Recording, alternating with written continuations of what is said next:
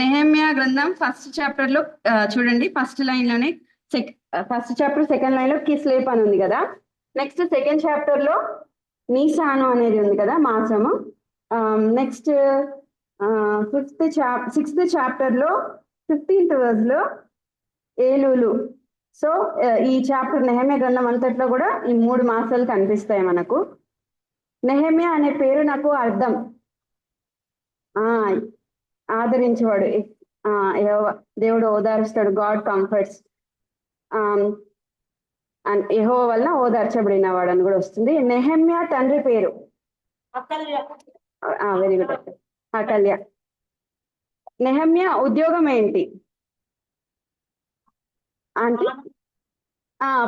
అవునండి, పనదాయి. ఏ రాజు ఏలుబడిలో నెహెమ్యా రాజునకు గిన్నె అందించువాడుగా నుండెను? అర్తహషస్త రాజు. నెహెమ్యా ఏ ఇశ్రాయేలు గోత్రంనకు చెందినవాడు? నెహెమ్యా. అవునండి, కరెక్ట్. నెహెమ్యాకు శత్రువులు ఉన్నారు కదా, నెహెమ్యాకు శత్రువుల పేర్లు ఏంటి? టోబియా, సన్బల్లత్, టోబియా, జెషేము. అర్తహషస్తు రాజు గారి అడవులను కాయు వ్యక్తి ఎవరు? అర్తహషస్త రాజు గారి అడవులను కాయు వ్యక్తి. చెప్పండి అక్క. అక్క కరెక్ట్. గోడ కట్టుచున్న సమాచారము విని ఎవరు కోపించి యూదులను ఎగతాళి చేశాను? సన్బల్లటు. ఓకే. ఏ జంతువు ఎగిరినట్లయితే వారి రాతి గోడ పడిపోనని శత్రు కించపరిచాడు. నక్క కదా. ఇప్పుడు నక్క ఎగిరినట్లయినా వారి రాతి గోడ పడిపోతుందని ఎవరు కించపరిచాడు? టోబియా. నెహెమ్యా భోజనపు బల్ల చుట్టూ ఎంతమంది కూర్చుండిరి? భోజనపు బల్ల చుట్టూ ఎంతమంది?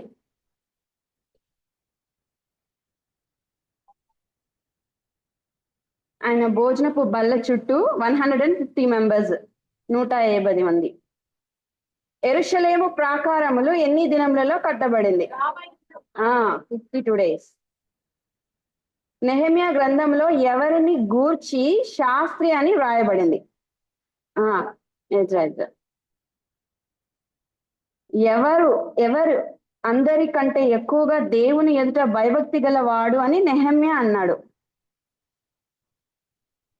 అందరికంటే ఎక్కువగా దేవుని ఎదుట భయభక్తులు కలిగిన వాడు అని నెహెమ్యా అన్నాడు.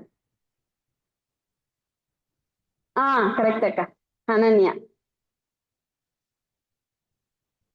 నెహెమ్యాను భయపెట్ట చూచిన ప్రవక్తి ఎవరు? ప్రవక్తి నోవద్య. చెడు వార్త పుట్టించుటకు లంచం తీసుకొని నెహెమ్యా మీద నింద మోపినట్లుగా ప్రవచనం చెప్పినది ఎవరు? చెడ్డ వార్త పుట్టించుటకు లంచము తీసుకొని నెహెమ్యా మీద నింద మోపినట్లుగా ప్రవచనం చెప్పినది ఎవరు? షెమయ. ఇంకా లాస్ట్ క్వశ్చన్ ఒకటి, ఇదేంటంటే యూదులు కొంతమంది అన్యులను వివాహం చేసుకుంటారు కదా. అష్టోదు, అమ్మోను, మోయాబు సంబంధులైన స్త్రీలను యూదులు పెళ్లి చేసుకున్నప్పుడు ఒక వ్యక్తి ఏం చేస్తాడంటే వాళ్ళను శపిస్తాడు, కొడతాడు, జుట్టు కూడా పెరిగేస్తాడు. ఎవరు ఆ వ్యక్తి? కరెక్ట్, క్విజ్ అయిపోయింది.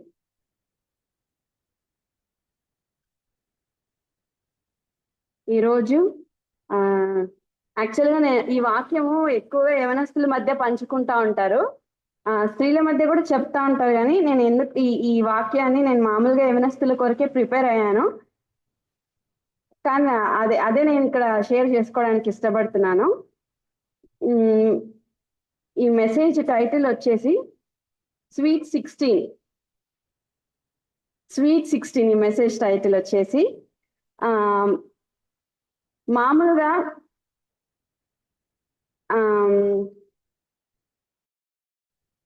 మనమందరం కూడా 16 years నుంచి వచ్చిన వాళ్ళమే కదా. ఎవరన్నా ఇక్కడ 16 years ఉన్న వాళ్ళు ఉన్నారా? ఎవరు 16 years ఉన్న వాళ్ళు లేరు కదా.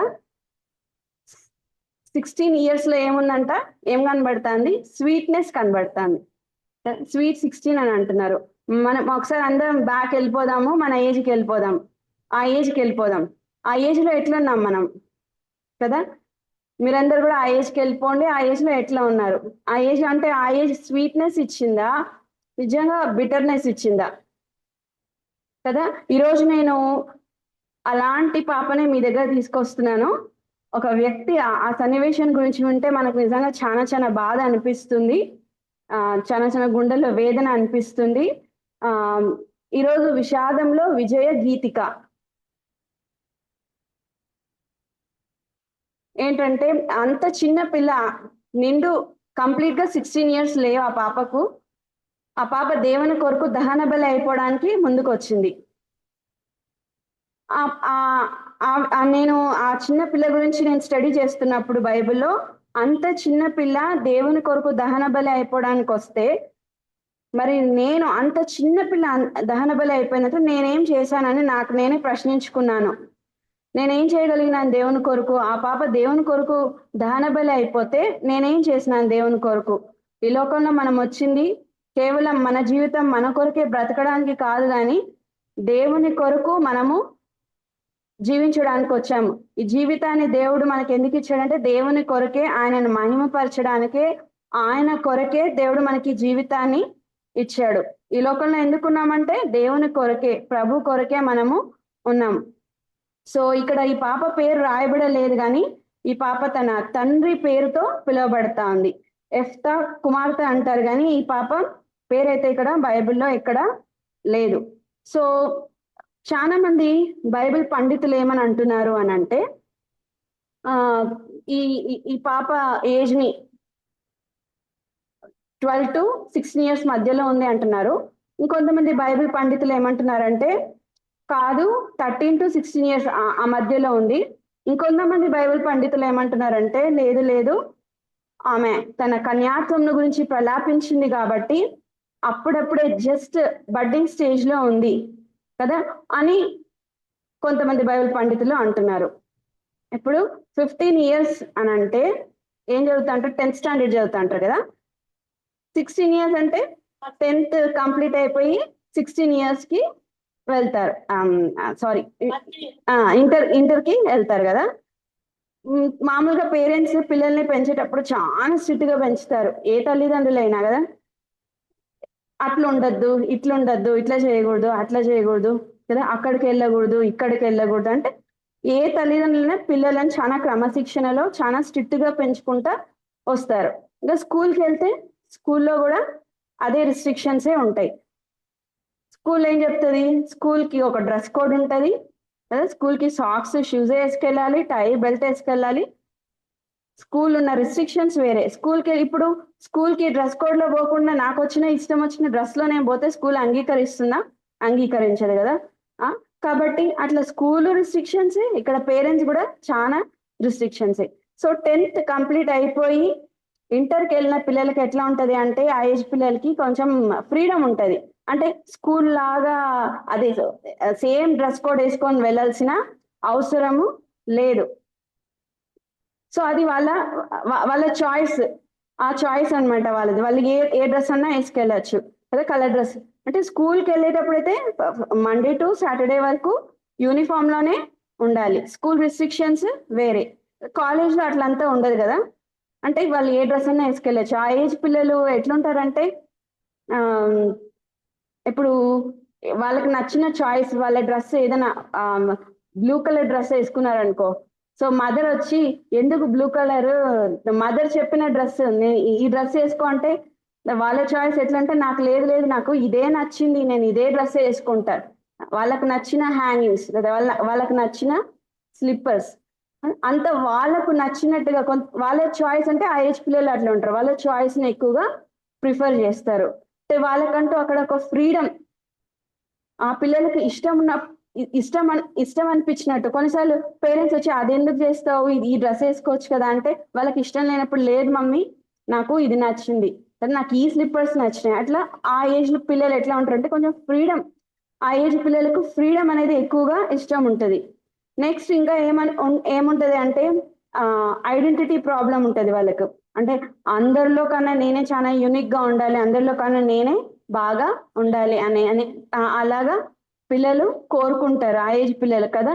ఆనే మనం మామూలుగా ఇంటర్మీడియట్ పిల్లల్ని చూసినప్పుడు ఎంత చక్కగా ఉంటారో కాలేజ్కి వెళ్ళేటప్పుడు ఆ పిల్లల్ని చూస్తుంటే ఎంత చక్కగా తయారై వెళ్తారు. అంటే వాళ్ళు ఎట్లుంది మా డ్రెస్ అని కదా, వాళ్ళు చాలా సార్లు కూడా వాళ్ళ డ్రెస్సింగ్ కానీ వాళ్ళ స్టైల్స్ కానీ చూస్తే పిల్లలు ఎంత చక్కగా ఉంటారు. అంటే వాళ్ళు అంత మేము యూనిక్ గా ఉండాలి, అందరిలో కన్నా నేను బాగుండాలని ఆ ఏజ్ పిల్లల ఆ వయసు అట్లాంటిది, ఆ ఏజ్ పిల్లలు అలా అనుకుంటారు. నెక్స్ట్ ఏంటి, ఆ ఏజ్ లో ఏముంటుంది అంటే అట్రాక్షన్ ఉంటుంది. అంటే opposites, attraction towards opposite sex. అంటే అది కామనే కదా, ఆ ఏజ్ లో కామనే. ఎందుకంటే అప్పుడప్పుడే సెకండరీ సెక్షువల్ క్యారెక్టర్స్ డెవలప్ అవుతాయి కాబట్టి ఆ అది కామనే కదా. ఆ మామూలుగా మనకు బైబిల్ గ్రంథం ఏం చెప్తుందంటే కీర్తనలు 119వ అధ్యాయము 119వ అధ్యాయము 9వ వచనం. యవనస్తులు దేని చేత తమ నడతను శుద్ధిపరచుకొందరు, నీ వాక్యంను బట్టి దానిని జాగ్రత్తగా చూసుకొనుట చేతనే కదా. అంటే దేవుని వాక్యం ఏం చెప్తా ఉందంటే యవనస్తులు దేని చేత తమ నడతను శుద్ధిపరచుకుందరంటే నీ వాక్యాన్ని బట్టి దాన్ని జాగ్రత్తగా చూసుకుంటే చేతనే కదా. అంటే ఏం చేయాలంట ఇప్పుడు అంటే ఆ ఏజ్ లో అట్రాక్షన్స్ కామనే, అయితే మన ఫీలింగ్స్ ని కంట్రోల్లో పెట్టుకోవాలని దేవుని వాక్యం చెప్తా ఉంది.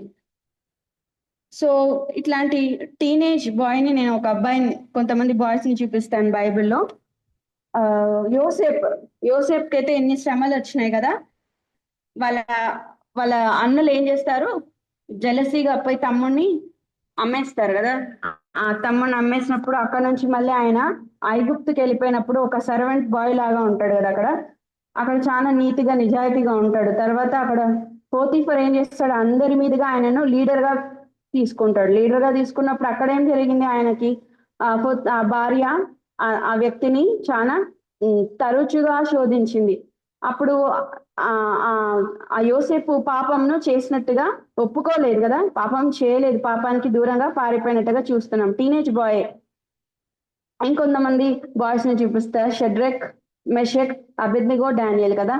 వాళ్ళకు కూడా లోకాశాలు ఎన్ని వచ్చినాయి. ఆ ఒక రాజు ఉండే ప్యాలెస్ కదా, రాజు భవనంలో రాజు తినే ఆహారము అన్ని ఫెసిలిటీస్ ఉన్నాయి కదా, వాళ్ళు తినడానికి దేవునికి ఏమైనా వాటిని చేయడానికి ఇష్టపడలేదు. రాజు తినే భోజనము పానీయము మాకొద్దు అని దేవునికి ఇష్టమైనవి చేయడానికి ఇష్టపడలేదు వాళ్ళు. అంటే వాటికి దూరంగా ఉన్నారు టీనేజ్ బాయ్స్. ఇప్పుడు దావీదు మహారాజు కూడా ఒక మాట అంటాడు, ఏమంటే నీ ఎదుట నేను పాపం చేయకుండానట్లు నా హృదయంలో నీ వాక్యమును, నీ ధర్మశాస్త్రాన్ని, నీ శాసనాలు నేను నా హృదయంలో భద్రం చేసుకున్నాను అని అంటున్నాడు. అంటే భద్రం చేసుకున్నాడంట ఆయన పాపం చేయకుండా.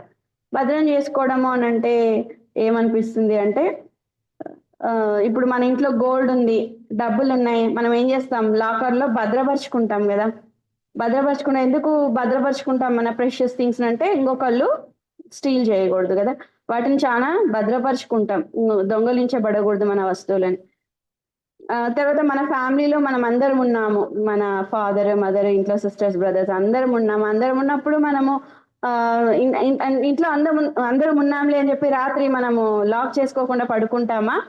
అందరం ఉన్నాం కదా అని. ఒకవేళ నిద్రపోయేటప్పుడు మనకు తెలియదు కదా ఎట్లా నిద్రపోతామో, నిద్రలో ఉన్నప్పుడు మనకు ఆ మెలకు అనేది రాదు.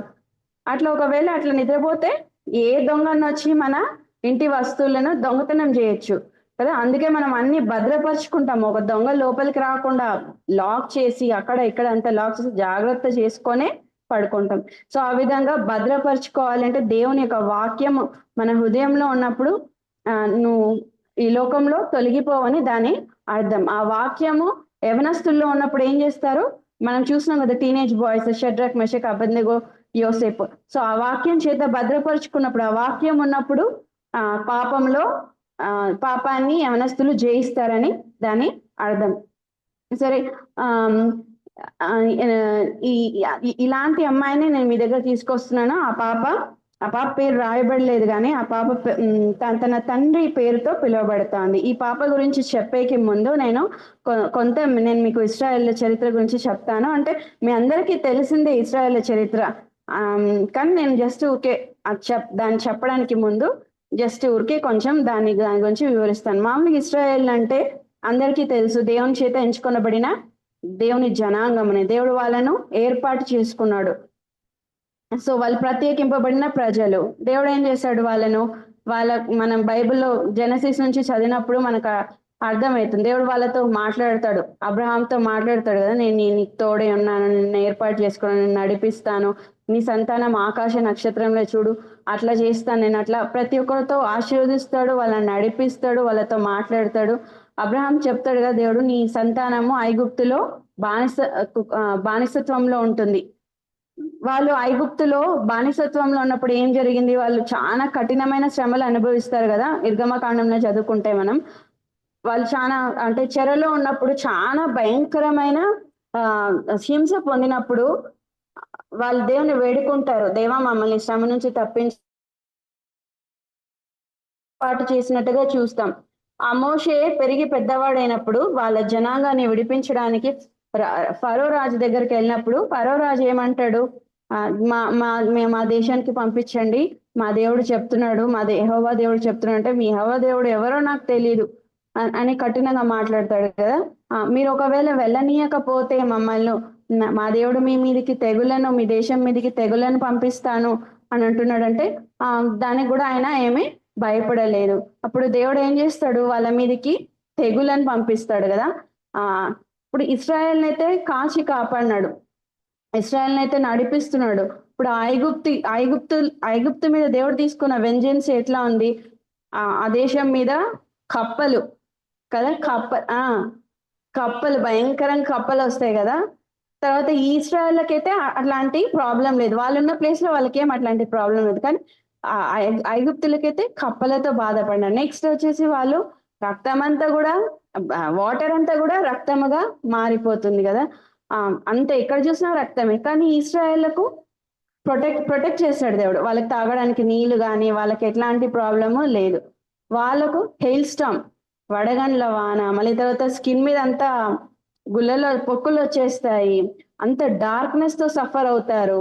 మళ్ళీ ఒప్పుకోడు, తర్వాత అక్కడున్న పశువులనే చనిపోతాయి. ఇక్కడ వీళ్ళకేం చేస్తాడు దేవుడు, వీళ్ళకి ఎటువంటి వీళ్ళ పశువులు చనిపో అంటే వాళ్ళకి శ్రమ వస్తుంది, కానీ వీళ్ళకేముంది, ప్రొటెక్షన్ ఉంది. వీళ్ళనేమో రక్షిస్తా కాపాడుతా పోయినాడు, వాళ్ళనేమో బాగా శ్రమ పడినారు కదా వాళ్ళు. అట్లా దేవుడు ప్రతి స్టెప్ లో ఇశ్రాయేల్ని కాచి కాపాడి, అంటే తన బిడ్డలను ఎంతగా దేవుడు ప్రేమించినాడు, వాళ్ళని ఎంతగా దేవుడు కాపాడుతూ వెళ్ళాడు. సో ఈ విధంగా దేవుడు ఇశ్రాయేల్ని నడిపిస్తూ వచ్చినాడు.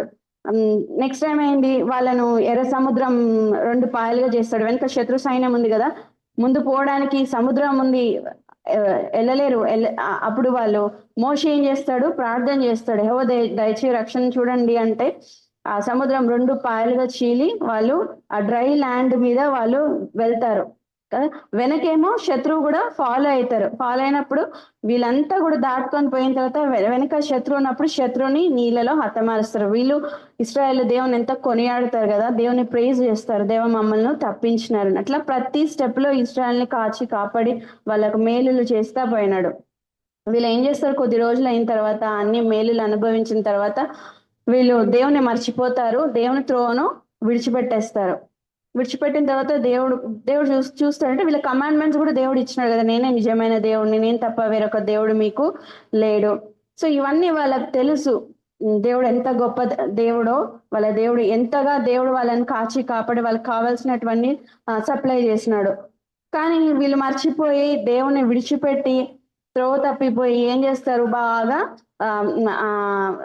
విగ్రహారాధన అని లోకరీతిగా తప్పిపోతారు, దుష్టత్వంలోకి ఎంటర్ అయిపోతారు. అప్పుడు దేవునికి చాలా కోపం వస్తుంది వీళ్ళ మీద, పూర్తిగా మర్చిపోయినప్పుడు. దేవుడు ఏం చేస్తాడు, వీళ్ళను వాళ్ళ శత్రువు చేతికి అప్పగిస్తాడు. అప్పగించినప్పుడు శత్రువు ఏం చేస్తాడు, బాగా వాళ్ళను నల్లగొడతాడు. నల్లగొట్టిన తర్వాత అప్పుడు దేవుడు గుర్తుకు వస్తాడు వాళ్ళకు, అమ్మో ఎంతగా వీళ్ళు మమ్మల్ని నల్లగొడుతున్నారు, మా దేవుడు, మా పితరుల దేవుడు ఎంత గొప్ప, మా పితరులు ఎంత ఎర్ర సముద్రంలో 2 పాయలుగా చేసి మమ్మల్ని నడిపించి మా శత్రుని హతమార్చినాడు కదా మా దేవుడు అని మళ్ళీ దేవుడు చేసిన మేలుని దేవుని జ్ఞాపకం చేసుకొని అప్పుడు దేవుని దగ్గర పశ్చాత్తాపడతారు వాళ్ళు. అయ్యా మేము చేసింది తప్పు, మమ్మల్ని క్షమించండి, మీ మనసును మేము నొప్పించినాము, సారీ దేవా మమ్మల్ని క్షమించండి అని దేవుని వేడుకున్నప్పుడు దేవుడు ఏం చేస్తాడు, వాళ్ళ పైన దయ చూపిస్తాడు, వాళ్ళను క్షమించేస్తాడు. క్షమించి ఆ కాలంలో వీళ్ళని పరిపాలించడానికి రాజులు లేరు, వాళ్ళకు ఒక్కొక్క టైంలో ఒక్కొక్క న్యాయాధిపతిని తీసుకున్నాడు దేవుడు. ఒకసారి ఒక్కొక్క న్యాయాధిపతి, ఈ న్యాయాధిపతి ఏం చేస్తాడంటే వాళ్ళను వాళ్ళ శత్రువు చేతిలో నుంచి విడిపిస్తాడు. సో దేవుడు సరే ఒక న్యాయాధిపతిని ఇస్తాడు వాళ్ళకు. న్యాయాధిపతి ఇచ్చిన తర్వాత ఈ న్యాయాధిపతి ఏం చేస్తారు, వాళ్ళ పక్షాన వెళ్ళి ఆ శత్రువు చేతిలో నుంచి వాళ్ళను విడిపిస్తాడు. విడిపించిన తర్వాత ఈ న్యాయాధిపతి ఉన్నంత కాలం బాగానే ఉంటారు వాళ్ళు. న్యాయాధిపతులు నడిపించినప్పుడు బాగానే ఉంటారు. న్యాయాధిపతి చనిపోగానే మళ్ళీ వెనక జీవితానికి వెళ్ళిపోతారు. వెనక జీవితానికి వెళ్ళిపోయిన తర్వాత మళ్ళీ దేవుని మర్చిపోయి పూర్తిగా వేరే మార్గంలో అంటే దేవుని కాని మార్గంలో ప్రవేశించినప్పుడు మళ్ళీ దేవునికి వాళ్ళ మీద కోపం వస్తుంది. కోపం వచ్చి మళ్ళీ దేవుడు ఏం చేస్తాడు, వాళ్ళని వాళ్ళ శత్రు చేతికి అప్పగిస్తాడు. శత్రు చేతికి అప్పగించిన తర్వాత మళ్ళీ వీళ్ళు ఆ శత్రు బాగా నల్లగొడుతున్నప్పుడు మళ్ళీ దేవుని వేడుకుంటారు, దేవా మేము దోషులము, మమ్మల్ని క్షమించండి, మిమ్మల్ని బాధించినాము, త్రోవ తప్పిపోయినాము, క్షమించండి అని మళ్ళీ దేవుని దగ్గర పశ్చాత్తాపడతారు. పశ్చాత్తాపడిన తర్వాత దేవుడు ఏం చేస్తాడు, వాళ్ళను క్షమించి మళ్ళీ ఏం చేస్తాడు, వాళ్ళ కొరకే న్యాయాధిపతిని పంపిస్తాడు. న్యాయాధిపతి వెళ్ళి వాళ్ళను వాళ్ళ శత్రువు చేతుల్లో నుంచి విడిపిస్తాడు. మళ్ళీ న్యాయాధిపతులు ఉన్నంత కాలం బాగానే ఉంటారు. మళ్ళీ న్యాయాధిపతి చనిపోతే మళ్ళీ వెనుక జీవితానికి వెళ్ళిపోతారు. మళ్ళీ వెళ్ళిపోయిన మళ్ళీ అంతే సేమ్ ఈ సైకిల్.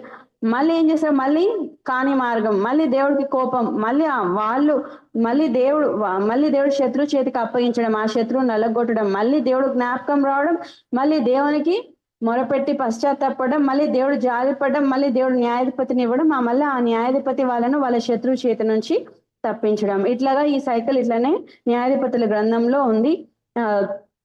ఆ డేస్ ని ఏమంటారంటే మిక్కిలి చీకటి దినాలు వాళ్ళకి, ఇశ్రాయేలులకు. సో లాస్ట్ కు మళ్ళీ యెహోవా దృష్టికి దోషులయ్యారు. మళ్ళీ దేవుడు దగ్గర పశ్చాత్తాపడతారు. మరి దేవుడు ఒక న్యాయాధిపతిని ఇస్తాడు. ఇక్కడ ఎవరు ఆ న్యాయాధిపతి అంటే ఈసారి 8th జడ్జి ఆయన. ఈ న్యాయాధిపతి పేరు ఎఫ్తా. ఈ ఎఫ్తా అనే ఒక న్యాయాధిపతిని దేవుడు వీళ్ళకు ఇస్తాడు. అసలు ఎఫ్తా అంటే ఎవరు, ఆయన స్పెషాలిటీ ఏంటి అంటే, ఈ యొక్క ఎఫ్తా వాళ్ళ నాన్న పేరు గిలాదు. ఎఫ్తా వాళ్ళ నాన్నకు గిలాదుకు వైఫ్ ఉంది, భార్య ఉంది, పిల్లలు ఉన్నారు. ఇట్లా గిలాద్ లైఫ్ కొనసాగబడతా ఉంది. తర్వాత కొన్ని రోజులకు ఏమవుతుందంటే, ఈ యొక్క గిలాద్ అనేటువంటి వ్యక్తి ఇంకొక స్త్రీ వేశ్య దగ్గరికి వెళ్తాడు. వేశ్య దగ్గరికి వెళ్ళిన తర్వాత ఆమెకు కూడా ఒక కుమారుడు పుడతాడు. ఆ కుమారుని పేరే ఎఫ్తా. సో ఆయన కూడా పెరుగుతా ఉన్నాడు. సో ఇట్లా ఎఫ్తా పెరుగుతా ఉన్నాడు. ఎఫ్తాకు అసలు తల్లి ఇంకొక ఆమె ఉంది కదా, ఎఫ్తా వాళ్ళ వైఫ్, గిలాదు వాళ్ళ వైఫ్, వాళ్ళ సన్స్, ఆమెకు కూడా కొడుకులు ఉన్నారు కదా, వాళ్ళు పెరుగుతున్నారు. ఇక్కడ ఎఫ్తా కూడా పెరుగుతున్నాడు. ఎఫ్తా కూడా చిన్నోడు. సో ఒకరోజు సడన్ గా కొద్ది రోజులు పోయిన తర్వాత ఒక సంఘటన జరుగుతుంది. ఎఫ్తా వాళ్ళ అమ్మ చనిపోతుంది. ఎఫ్తా వాళ్ళ నాన్న గిలాదు కూడా చనిపోతాడు. చనిపోయిన తర్వాత ఇంకా ఫస్ట్ వైఫ్ సన్స్ ఉన్నారు కదా, అసలు తల్లి పిల్లలు, వాళ్ళు వచ్చి ఈ ఎఫ్తా తోటి కొట్లాడతారు. నువ్వు మీ అమ్మ వేశ్య, నీకు మాకు ఇంకా సంబంధం లేదు, నువ్వు మాతో ఎలాంటి సంబంధం లేదు, మా నాన్న ఆస్తిలో కూడా మేము నీకు స్వాస్థ్యం నీకు ఇవ్వం, మా డాడీ స్వాస్థ్యం నీకు ఇవ్వమని తీసేసుకుంటారు, రిజెక్ట్ చేస్తారు ఆ బ్రదర్ని. ఆ బ్రదర్ చాలా బాధపడతాడు, చిన్నోడు కదా ఎఫ్తా కూడా చాలా బాధ ఉంటుంది కదా, అంటే మమ్మీని పోగొట్టుకున్నాడు, డాడీని పోగొట్టుకున్నాడు, తల్లి చనిపోయా, తండ్రి చనిపోయా, ఒంటరోడు, ఇంకా చాలా దిగులుగా ఉంటది కదా. సో ఆ మూమెంట్ లో ఎఫ్తా ఈ బ్రదర్స్ ఏమంటారు, నువ్వు వెళ్ళిపో, నీకు ఎటువంటి స్వాస్థ్యం మేము ఇవ్వము, నువ్వు ఏం ఆశించద్దు, నీకే పోర్షన్ కూడా ఇక్కడ లేదు, అసలు నువ్వు మా మధ్యలో ఉండదు, మా ముందు ఉండదు, నువ్వు వెళ్ళిపో, మీ అమ్మ వేసి వచ్చి నువ్వు వెళ్ళిపో అని అట్లా అంటున్నప్పుడు ఎఫ్తా చాలా ఆ మాటలు విని, ఒక టీనేజ్ బాయ్ కి అలాంటి మాటలు వింటా ఉంటే ఎంత లోపల వేదన, బాధ కదా. అవన్నీ కూడా వింటూ ఆయన కామ్ గా వింటా ఉన్నాడు, భరిస్తా ఉన్నాడు, సహిస్తా ఉన్నాడు. ఎఫ్తా తిడుతా ఉన్నారు వాళ్ళు, నువ్వు అసలు ఉండద్దు ఇక్కడ, చెప్తున్నాం కదా, నువ్వు వెళ్ళిపో, ఇక్కడ ఎందుకుంటావు నువ్వు, మీ అమ్మ వేషం చెప్తున్నాం కదా, నువ్వు ఇక్కడ ఉండద్దు, వెళ్ళు, నువ్వు అసలు ఇక్కడ ఉండడానికి వీలు లేదు అని అంటున్నప్పుడు అన్ని కూడా ఎఫ్తా ఏం చేస్తాడు, అనిపించుకుంటున్నాడు వాళ్ళతో. కామ్ గా ఉన్నాడు, వాళ్ళనే మాటలన్నీ కూడా అనిపించుకుంటా ఉన్నాడు. నువ్వు అసలు ఉండదు ఇక్కడ, నువ్వు వెళ్ళిపోవాలి ఇక్కడ అని అంటున్నప్పుడు, సో వాళ్ళ అనే మాటలన్నీ అనిపించుకుంటూ లోపల బాధపడతా ఉన్నాడు. అతను హీ కెన్ ఆల్టర్కేట్ విత్ దెమ్, ఆయన పోట్లాడొచ్చు వాళ్ళతోటి బాగా. ఎందుకన్నా నన్ను ఇట్లా అంటున్నారు మీరు అని. తమ్ముడు చిన్నోడు కదా, తమ్ముడిని దగ్గర తీసుకోవచ్చు వాళ్ళు. రా మమ్మీ డాడీ చనిపోయింది కదా, మేమున్నాంలే, నువ్వు రా అని తమ్ముడిని దగ్గరికి తీసుకోవచ్చు, మేము చూసుకుంటాంలే, నిన్నేం భయపడద్దు అని. కానీ ఆ టైంలో వాళ్ళు ఏం చేసినారు, కంప్లీట్ గా బ్రదర్ ని రిజెక్ట్ చేసినారు. ఎట్లా అంటే ఎట్లా మాట్లాడుతున్నారు, ఒకటే గోల ఒకటే గోల. మనం ఒకసారి న్యాయాధిపతుల గ్రంథం 11వ అధ్యాయం ఒకసారి తెలిసి చూద్దాము. న్యాయాధిపతుల గ్రంథం 11వ అధ్యాయంలో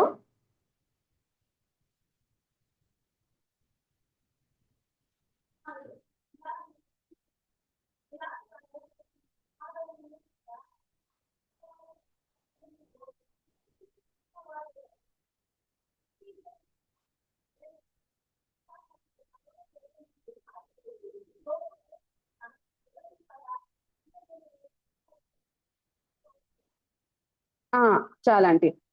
అంటే యెఫ్తా తన సహోదరుల యొద్ద నుండి పారిపోయి టోబు దేశమున నివసింపగా అల్లరి జనం యెఫ్తా యొద్దకు వచ్చి అతనితో కూడా సంచరించుచుండెను. సో ఇక కంటిన్యూస్ గా ఇతన్ని బాధపెడతాను, కంటిన్యూస్ గా అంటున్నప్పుడు అసలు నువ్వు ఉండకూడదు, వెళ్ళిపో నువ్వు అంటున్నప్పుడు, నాకేంటి గోల్ అంతా, మా బ్రదర్స్ కదా ఎప్పుడు తిడుతానే ఉన్నారు, నువ్వు వెళ్ళిపో వెళ్ళిపో అంటున్నప్పుడు, ఏందబ్బా ఈ గోల, వీళ్ళకి నేను ఇక్కడ ఉండడం ఇష్టం లేదు, సరే అని చెప్పి ఆయన వెళ్ళిపోతాడు. ఎక్కడంటే టోబు అనే ప్లేస్ కి వెళ్ళిపోతాడు, టోబు అనే దేశానికి వెళ్ళిపోతాడు. ఒక చిన్నోడు వాళ్ళు తరిమేసినప్పుడు కదా, ఆల్ బ్రదర్స్ బ్రూస్డ్ హిమ్, చాలా గాయపరిచినారు ఎఫ్తాను.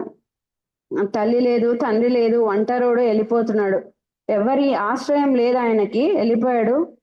టోబు ప్లేస్కి వెళ్ళిన తర్వాత అక్కడ ఏం జరిగిందంటే, నివసింపగా అల్లరి జనం ఎఫ్తా యొద్దకు వచ్చి అతనితో కూడా సంచరించుచుండెను. సో దీన్ని బట్టి ఇప్పుడు మనము యవనస్తులు ఏం తెలుసుకుంటారు అంటే, నిజంగా ఎఫ్తాకు ఎంతో గాయపడి వెళ్ళిపోయినాడు ఆ ప్లేస్ కి. యవనస్తులు కొన్నిసారి మన జీవితంలో కొన్నిసార్లు మీ సొంత మనుషులే మిమ్మల్ని గాయపరచవచ్చు, హీనంగా మాట్లాడచ్చు కదా, కామెంట్ చేయొచ్చు. కొంతమంది మనుషులు హింసించినప్పుడు, బాధించినప్పుడు కదా, అలాంటప్పుడు కృంగిపోయే సిచ్యువేషన్స్ వస్తాయి కొన్నిసార్లు యవనస్తులకు. అవమానకరమైన సిచ్యువేషన్స్ వచ్చినప్పుడు, కృంగిపోయినప్పుడు, ఇంకా ఏంటి, సమాధానం లేని స్థితి వచ్చినప్పుడు, అవమానాలు ఎదుర్కొన్నప్పుడు ఏం చేయాలంట, భయపడాల్సిన అవసరము లేదు. ఎవరి మీద ఆనుకోవాలి, దేవుని మీద ఆనుకోవాలి కదా. ఇవన్నీ కూడా కొద్ది కాలమే శ్రమలు. సో దేవుని మీద కంప్లీట్ గా ఆనుకున్నప్పుడు, వాక్యానుసారంగా జీవించినప్పుడు ఆ దేవుడే వాళ్ళ జీవితాలను బలపరిచేవాడుగా ఉన్నాడు. ఎఫ్తా కూడా ఇట్లనే అవమానం కలిగింది, ఎఫ్తా కూడా ఇట్లనే భయంకరమైన అవమానం పొందుకున్నాడు. తనకు తెలియదు కదా జీవితంలో ఇట్లాంటి సమస్య ఎదుర్కొంటాడని తనకు తెలియదు. కానీ మమ్మీ చనిపోయింది, డాడీ చనిపోయింది, బ్రదర్స్ రిజెక్ట్ చేశాడు, దూరంగా వెళ్ళిపోయాడు. అక్కడ ఏం జరిగిందంటే, టోబు ప్లేస్కి వెళ్ళాడు. అక్కడ అల్లరి చిల్లరి జనం ఎఫ్తా యొద్దకు వచ్చి అతనితో కూడా సంచరించుచుండెను. సో అక్కడ అల్లరి చిల్లరి జనము మధ్యలో ఉన్నాడు ఎఫ్తా. ఇప్పుడు బాగా గాయపడినాడు, ఆయన హృదయం గాయపడింది కదా. అంటే గాయపడిన తర్వాత ఆ ఎఫ్తా వెళ్ళిపోయి ఆ అల్లరి చిల్లరి మధ్యలో అల్లరి చిల్లరగా తిరిగిండొచ్చు. అంత గాయపడి చాలా గాయం కదా, వెళ్ళిపోయి ఎట్లాంటి కదా ఆ అల్లరి చిల్లరతో వాళ్ళతో పాటు తాగిండొచ్చు, లేకపోతే దొంగతనాలు చేసిండొచ్చు, అల్లరి చిల్లరగా తిరిగిండొచ్చు. గర్ల్స్ ని కామెంట్ చేసుకుంటా, చిల్లర పిల్ల పనులు చేసుకుంటా, ఈ విధంగా ఉండిండొచ్చు. కానీ ఎఫ్తా అలాంటి పనులు చేసినట్టుగా ఇక్కడెక్కడ రాయబడలేదు. ఎఫ్తా తన దేవుడైన యెహోవా యందు భయభక్తులు కలిగినటువంటి వాడు. ఎఫ్తా అల్లరి చిల్లరి జనం మధ్య ఉన్నప్పుడు ఎఫ్తాకు తెలుసు, ఎఫ్తాకి అక్కడ ఎవరైనా ఉన్నారా, ఫ్యామిలీ మెంబర్స్ ఉన్నారా, మమ్మీ లేదు, డాడీ లేడు, బ్రదర్స్ అంతా కూడా తరిమేసినారు, ఎవరు తనను చూసే వాళ్ళంటూ ఎవ్వరూ లేరు, తను ఏ పనన్నా కూడా అక్కడ చేయొచ్చు. కానీ ఎఫ్తాకు తెలుసు ఎఫ్తా అమ్మో దేవుడు, నా దేవుడు నన్ను చూస్తా ఉన్నాడు, యెహోవా కనుదృష్టి లోకమంతటా సంచారం చేయుచున్నది కదా అని అందుకే ఆ భయం ఉంది ఎఫ్తాలో, ఆ ఫియర్ ఉంది. ఎఫ్తా తన దేవుడైన యెహోవా యందు భయభక్తులు కలిగినటువంటి వాడు. వెళ్ళిపోయాడు ఆ ప్లేస్ లో. అల్లరి చిల్లరి జనం వచ్చిన తర్వాత ఉన్నప్పుడు వాళ్ళ మధ్యలో ఉండి ఆ దేవుడు ఆయనకి ఇచ్చిన యొక్క ఛాన్స్ ని ఆయన యూటిలైజ్ చేసుకుంటున్నాడు. ఆయన ఏం చేశాడంటే ఆ అల్లరి చిల్లరి జనాంగానికి దేవుని యొక్క మాటలు చెప్పాడు. వాళ్ళను దేవుని ప్రేమను చూపించాడు. ఏంటంటే వాళ్ళకి మంచి విద్యను నేర్పించాడు, వాళ్ళకి మంచిగా ట్రైనింగ్ ఇచ్చాడు. వాళ్ళంతా మంచి సైనికులుగా, మంచి యోధులుగా వాళ్ళు మారిపోయారు. ఎఫ్తా ఆక్యుపేషన్ ఏంటి అని చూస్తే, ఎఫ్తా ఆయన ఒక మంచి సోల్జర్, ఒక స్కిల్ఫుల్ సోల్జర్. ఆయన ఎవరి సహాయం లేదు ఎఫ్తాకు. ఎఫ్తా చిన్నప్పటి నుంచి కష్టపడి కృషి చేస్తూ పైకి వచ్చాడు. సో ఆయనకు సహాయపడే వాళ్ళు ఎవరు లేరు. తనంతకు తానే తనకు వచ్చిన విద్యను కష్టపడి ఎదుగుతూ కృషి చేస్తూ తాను ఒక మంచి విద్య నేర్చుకొని తన చుట్టూ ప్రక్కన ఉన్న వాళ్ళకందరికీ కూడా ఆ అల్లరి చిల్లరి మనుషులకి ఏం చేశాడంటే ఆయన వాళ్ళ విద్య నేర్పించాడు, మంచిగా ట్రైనప్ చేశాడు వాళ్ళందరికి. వాళ్ళకందరికీ ఏం చెప్పాడంటే మంచి సైనికులుగాను, వాళ్ళని మంచి యోధులుగా వాళ్ళను మార్చేశాడు కదా.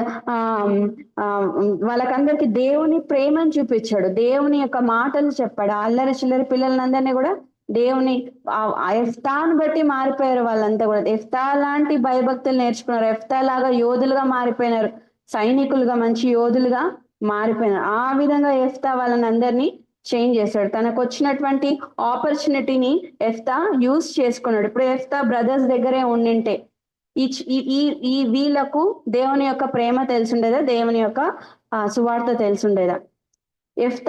ఎఫ్తాను గెంటేశారు కాబట్టి ఎఫ్తా అక్కడికి వెళ్ళిన తర్వాత ఆ జనులకు దేవుని యొక్క సువార్త తెలుసుకున్నారు. అంతేకాదు అల్లరి చిల్లరి పిల్లలు ఎట్లయినారు, మంచి స్కిల్ఫుల్ గా ఎఫ్తా లాగా మంచిగా ట్రైనప్ చేశాడు, సైనికులుగా మంచి యోధులుగా చేశాడు. వాళ్ళందరూ కూడా ఎఫ్తాను బట్టి దేవుని యందు భయభక్తులు నేర్చుకున్నారు వాళ్ళు. సో దేవుడికి మన జీవితంలో కొన్ని ప్రణాళికలు ఉంటాయి, మనకు అర్థం కాదు కొన్నిసార్లు. ఎఫ్తా జీవితంలో ఎఫ్తా పట్ల దేవునికి ఒక ప్రణాళిక ఉన్నింది. అక్కడి నుంచి ఇక్కడికి వెళ్ళిపోయిన తర్వాత ఆయనను బట్టి మారిపోయారు చాలా మంది. ఆయన చెడిపోయినట్టుగా చూడడం లేదు, కానీ ఆయనను బట్టి మార్పు జరిగింది ఇక్కడ. సో ఆయనను బట్టి ఇక్కడ దేవుణ్ణి తెలుసుకున్నారు. యవనస్తులకు కూడా కదా దేవునికి పట్ల ప్రణాళిక ఉంది. ఈ ఊర్లో ఉన్నాము అంటే దేవునికి ఒక ప్రణాళిక ఉంది. మీరు చదువుకుంటే కాలేజెస్ లో దేవునికి ఒక ప్రణాళిక ఉంది. మనం ఇక్కడ ఉన్నాం, మన అనంతపూర్లోనే మనం ఎందుకు ఉండాలా, మన సంఘంలోనే మనం ఎందుకు ఉండాలి, మన వీధుల్లోనే మనం ఎందుకున్నాం అంటే మన పట్ల దేవునికి ఒక ప్రణాళిక. మనం ఎట్లా ఉన్నాం, మళ్ళీ లోకానుసారంగా బ్రతికి పడిపోతున్నామా, వాళ్ళలాగా మారిపోయి చెడిపోతున్నామా, లేకపోతే మనల్ని బట్టి దేవుళ్ళకి ఎవరైనా నడిపించబడుతున్నారా? కాలేజెస్ లో ఉన్నప్పుడు ఫ్రెండ్స్ అడుగుతారు కదా, సినిమాకి రా ఏమైతుంది తప్పేముంది అని అంటారు. స్కూల్స్ లో కూడా అంతే, ఏదైనా డాన్స్ కాంపిటీషన్ అట్లుంది అన్నప్పుడు కాలేజ్ లో కూడా మాతో పాటు కలిసి డాన్స్ చేసినప్పుడు చిన్న బొట్టు పెట్టుకో అని అంటారు. తప్పేముంది, చేసేంత వరకే కదా అని. కానీ ఎఫ్తా ఎట్లా ఉన్నాడు, చాలా చక్కగా ఎఫ్తాను బట్టి మారిపోయారు. కాబట్టి లోకంలో ఒక్కొక్క దేవుడు నిన్ను ఉంచిన స్థలంలో దేవునికి ఒక ప్రణాళిక, ఒక ఉద్దేశం ఉంది అన్నప్పుడు నువ్వు ఎట్లా ఉన్నావు, నువ్వు ఏ విధంగా జీవిస్తున్నావు, యవనస్తులు ఎట్లా ఉన్నారు కదా, అక్కడ వాళ్ళని బట్టి మారిపోతున్నారా, లేకపోతే వాళ్ళు మిమ్మల్ని బట్టి తెలుసుకోగలుగుతున్నారా? దేవుడు ఎవరు, క్రైస్తవులు అంటే ప్రత్యేకింపబడిన జనాంగం అని తెలుసుకుంటున్నారా? ఈ యొక్క ఎఫ్తాను బట్టి అక్కడ చుట్టుపక్కల మనుషులందరూ మారిపోయినట్టుగా ఇక్కడ మనం చూస్తున్నాము. వాళ్ళనందరినీ ఎంత చక్కగా దేవుని ప్రేమను చూపించాడు, వాళ్ళను మంచి సైనికులుగా, యోధులుగా వాళ్ళను మార్చేశాడు కదా. అయితే ఏం జరుగుతుంది అని అంటే, ఎఫ్తాకు అట్లాగా ఆ డేస్ గడిచిపోతుండగా ఎఫ్తా యవనస్తుడవుతాడు. ఎఫ్తా యవనస్తుడైన తర్వాత ఎఫ్తాకు వివాహ వయసు వస్తుంది. వివాహ వయసు వచ్చినప్పుడు ఎఫ్తాకు మ్యారేజ్ అవుతుంది. సో ఒంటరిగా ఉన్నటువంటి ఎఫ్తా ఏమవుతాడు, ఇప్పుడు మ్యారేజ్ అయిపోయింది, ఒక ఫ్యామిలీ ఆయనకు. సో ఆయన ఎంత సంతోషిస్తాడు, అబ్బా నేను ఒంటరిగా, మమ్మీ డాడీ లేదు, మమ్మీ చనిపోయింది, డాడీ చనిపోయినాడు, బ్రదర్స్ అంతా తరిమేస్తున్నారు, ఈ ప్లేస్ లో దేవుడు నన్ను ఆశీర్వదించినాడు, నాకు వివాహం అయిందని. కొద్ది రోజులకు ఆయనకు ఒక పాప పుడుతుంది.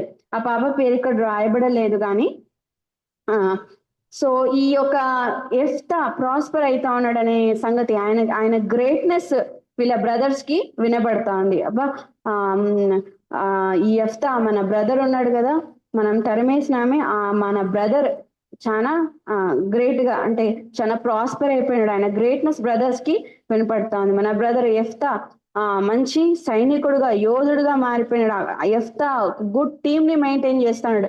ఎఫ్తా టీం అంతా కూడా చాలా స్కిల్ఫుల్, చాలా బాగా యుద్ధానికి వెళ్ళిపోతే ఎఫ్తా సక్సెస్ తో బయటికి రావాల్సిందే, విక్టరీతో బయటికి రావాల్సిందే. ఆయనకి డిఫీట్ అంటే ఏమో తెలియదు, అంతే స్కిల్ఫుల్ ఎఫ్తా టీం. సో ఈ అంతేకాదు మన బ్రదర్ కి వివాహం అయింది, ఒక కూతురు పుట్టిందని కూడా వాళ్ళు డిస్కస్ చేసుకుంటున్నారు. అయితే వీళ్ళు ఏం చేస్తారంటే ఈ బ్రదర్స్ కి కష్టం వస్తుంది, వీళ్ళు గిలాదు మనుషులు కదా, ఇశ్రాయేలుకు కష్టం వస్తుంది. ఈ యొక్క అమోనియులు అనే శత్రువులు వీళ్ళ మీదకి వస్తారనమాట, బలమైన మనుషులు, వాళ్ళతో యుద్ధం చేయడానికి వీళ్ళకు శక్తి చాలదు. ఒకసారి మనము ఈ న్యాయాధిపతులు 11వ అధ్యాయము 4వ వచనం నుంచి మనం చదువుకుందాము. కొంతకాలం అయిన తర్వాత అమోనియులు ఇశ్రాయేలుతో యుద్ధము చేయగా, అమోనియులు ఇశ్రాయేలుతో యుద్ధం చేసినందున గిలాదు పెద్దలు టోబు దేశం నుండి ఎఫ్తాను రప్పించుటకు పోయి, నీవు వచ్చి మాకు అధిపతివై ఉండుము, అప్పుడు మనము అమోనియులతో యుద్ధము చేయుదమని ఎఫ్తాతో చెప్పిరి. అందుకు ఎఫ్తా, మీరు నాయందు పగపట్టి నా తండ్రి ఇంట నుండి నన్ను తోలివేసి తిరే, ఇప్పుడు మీకు కలిగిన శ్రమలో మీరు నా యొద్దకు రానేలా అని గిలాదు పెద్దలతో చెప్పాను. అప్పుడు గిలాదు పెద్దలు, అందుచేతనే మేము నీ యొద్దకు మళ్ళీ వచ్చితిమి, నీవు మాతో కూడా వచ్చి అమోనియులతో యుద్ధము చేసిన ఎడల గిలాదు నివాసులమైన మా అందరి మీద నీవు అధికారి వౌదు అని ఎఫ్తాతో అనిరి. అందుకు ఎఫ్తా, అమోనీలతో యుద్ధం చేయుటకు మీరు నన్ను గిలాదుకు తిరిగి తీసుకొని పోయిన మీదట యెహోవా వారిని నా చేతికి అప్పగించిన ఎడల నేనే మీకు ప్రధానుడనవుదునా అని గిలాదు పెద్దలను అడుగగా, గిలాదు పెద్దలు, నిశ్చయముగా మేము నీ మాట చెప్పున చేయుదుము, యెహోవా మన యుభయుల మధ్యన సాక్షిగా ఉండునుగాక అని ఎఫ్తాతో అనిరి.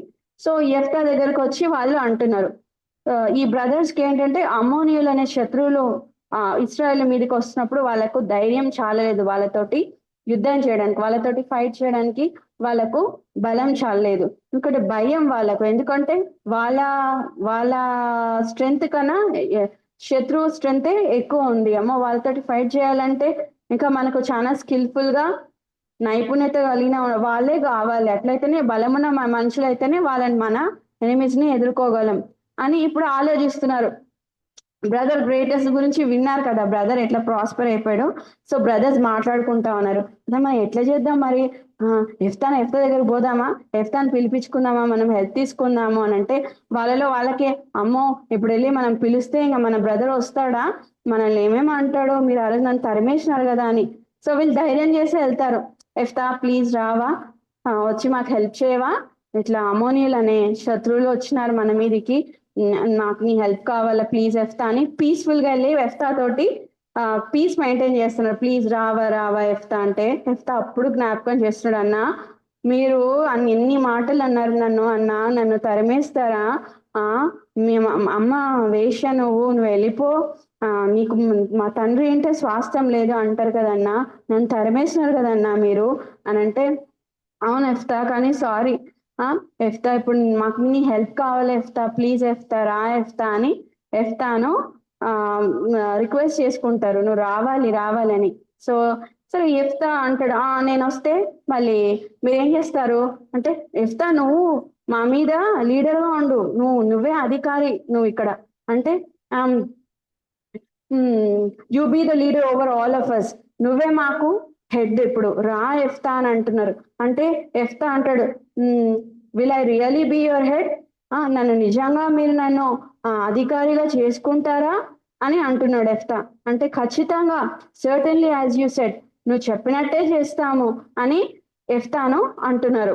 సరే ఎఫ్తా దానికి అగ్రి అయ్యి ఎఫ్తా వాళ్ళతో పాటి వెళ్తాడు. వెళ్ళిన తర్వాత ఇక్కడ ఏం జరుగుతుందంటే, ఎఫ్తా వెళ్ళేటప్పుడు వీళ్ళకు ఈ అధ్యాయం మీరు చదవండి, కొంచెం డిస్కషన్ అవుతుంది. సో వాళ్ళకి అగ్రి కానప్పుడు ఎఫ్తా ఏం చెప్తాడంటే, ఓకే మేము యుద్ధానికి స్టార్ట్ అని చెప్పి వెళ్తాడు. వెళ్ళేక ముందు ఒక ప్రేయర్ చేసుకుంటాడు ఎఫ్తా. చేసుకొని దేవా ఈ యుద్ధంలో మాకు సహాయం చేయని ఒక మొక్కుబడి చేసుకుంటాడు. ఏమని చేసుకుంటాడంటే, దేవా నాకు యుద్ధంలో మీరు నాకు గెలిపిస్తే, నేను ఇక్కడ నా శత్రువు పైన విజయం వస్తే, నేను ఇక్కడి నుంచి నేను వెళ్ళేటప్పుడు నా ఇంటి దగ్గర నుంచి ఏదైతే నాకు ఎదురుగా వస్తుందో దానిని నేను నీకు దహన బలిగా ఇస్తానయ్యా అని ప్రార్థన చేసుకుంటా మొక్కుబడి చేసుకుంటాడు. సరే అని ఎఫ్తా యుద్ధానికి వెళ్తాడు. యుద్ధానికి వెళ్ళిన తర్వాత ఆ యుద్ధంలో సక్సెస్ఫుల్ గా కంప్లీట్ చేసేస్తాడు. శత్రుని కంప్లీట్ గా తుదముట్టించేస్తాడు. అప్పుడు వాళ్ళకందరికి బ్రదర్స్ కి, ఇశ్రాయేలుకి అందరికి సంతోషం. ఆ అంటే అబ్బా ఎఫ్తా వల్ల మా మా శత్రువులను హతమార్చినాడు కదా. సో వాళ్ళంతా సెలబ్రేషన్స్, ఓ ఎఫ్తా ఇప్పుడు శత్రువు హతమార్చబడింది, మా బ్రదర్ ద్వారా మాకు ఇప్పుడు హెల్ప్ కలిగింది, మా ఎనిమీస్ చనిపోయారు. సో అక్కడంతా సెలబ్రేషన్స్, బ్రదర్ ని బాగా ప్రైజ్ చేస్తారు. ఓ ఎఫ్తా బట్టి మాకు ఈ హెల్ప్ దొరికింది. సో ఈ న్యూస్ కూతురుకు కూడా వెళ్ళిపోతుంది, ఎఫ్తా వాళ్ళ ఇంటి మనుషులకు. ఎఫ్తా వాళ్ళంతా కూడా అబ్బా ఎఫ్తా వాళ్ళ డాటర్, అబ్బా మా డాడీకి యుద్ధంలో గొప్ప విజయం కలిగింది. అక్కడ కూడా కూతురు సెలబ్రేషన్స్ చేస్తా ఉంది, ఎందుకంటే మా డాడీ ఆ యుద్ధంలో గొప్ప విజయంతో వస్తా ఉన్నాడు అని. ఆ ఇంట్లో కూడా అన్ని సెలబ్రేషన్స్ స్టార్ట్ అయినాయి. సో ఆ పాప తండ్రిని ఎదుర్కోవడానికి చాలా సంతోషంగా తంబురతోనూ నాట్యంతోనూ సిద్ధపడతా ఉంది. మేబీ ఇంట్లో ఏమైనా గ్రాండ్ గా డెకరేషన్ చేసిందేమో తండ్రి వస్తా ఉన్నాడని. ఫీస్ట్ కూడా ఏమైనా ప్రిపేర్ చేసిండొచ్చు అని నేను అనుకుంటున్నాను అంతే. నా తండ్రి వస్తున్నాడు కదా, ఆ తండ్రి కోసం చాలా ఎదురు చూపులు చూస్తా ఉంది. ఆ తండ్రి వస్తున్నప్పుడు ఈ పాప ఎదుర్కోవడానికి వెళ్తాంది ఫాస్ట్ గా. తంబురతోనూ నాట్యంతోనూ మా నాన్న వస్తున్నాడు కదా, యుద్ధంలో ఇంత గొప్ప విజయం దేవుడు మాకు ఇచ్చాడు, మా నాన్న శత్రుని హతమార్చడని పరిగెత్తి, ఎందుకంటే నేను ఫస్ట్ మా నాన్నని కలుసుకోవాలి, మా నాన్నకు కంగ్రాచులేషన్స్ చెప్పాలి అని అంత సంతోషంగా పరిగెత్తుకుంటూ తండ్రి దగ్గరికి వెళ్తూ ఉంటే వాళ్ళ నాన్న అక్కడ భలే ఏడుస్తాడు ఆ పాపను చూసి. అయ్యో నువ్వు నా గుండెలు బద్దలు కొట్టేసినావు, అయ్యో నువ్వు నన్ను బహుగా కృంగజేసితివి నా కుమారి అని చెప్పి ఏడుస్తాడు. అంటే ఈ పాపకు అర్థం కావడం లేదు తండ్రి ఎందుకు ఏడుస్తా ఉన్నాడు. తండ్రి యుద్ధంలో గొప్ప విజయం వచ్చింది అని అంటే అదొక సెలబ్రేషన్ కదా. అది శత్రువుని హతమార్చి వస్తున్నప్పుడు తండ్రి ఏంటి ఇట్లా ఏడుస్తున్నాడు, ఇంత గొప్ప విజయం ఇచ్చినాడు దేవుడు, మరి ఎంత సంతోషంగా ఉండాలి కదా, తండ్రి ఎందుకు ఏడుస్తున్నాడో ఆ కుమార్తెకు అర్థం కావడం లేదు. ఆయన గట్టిగా ఏడుస్తా ఉన్నాడు. ఏడుస్తా ఉన్నప్పుడు ఆ పాప తండ్రి చెప్తాడు, అమ్మా నేను దేవునికి మొక్కుబడి చేసుకున్నానమ్మా. ఎఫ్తాకు అంత విషాదమే. ఎఫ్తా ఈ పాప పుట్టేటప్పుడు వాళ్ళ తల్లి కూడా చనిపోతుంది, కొన్ని బుక్స్ లో కొన్ని గ్రంథాలలో ఉంది అది. సో ఎఫ్తా ఏడుస్తా అన్నాడు ఇప్పుడు, అంటే అక్క కూతుర్ని నేను ఇప్పుడు దహన బలి ఇవ్వాలి. మనము ఈ యొక్క న్యాయ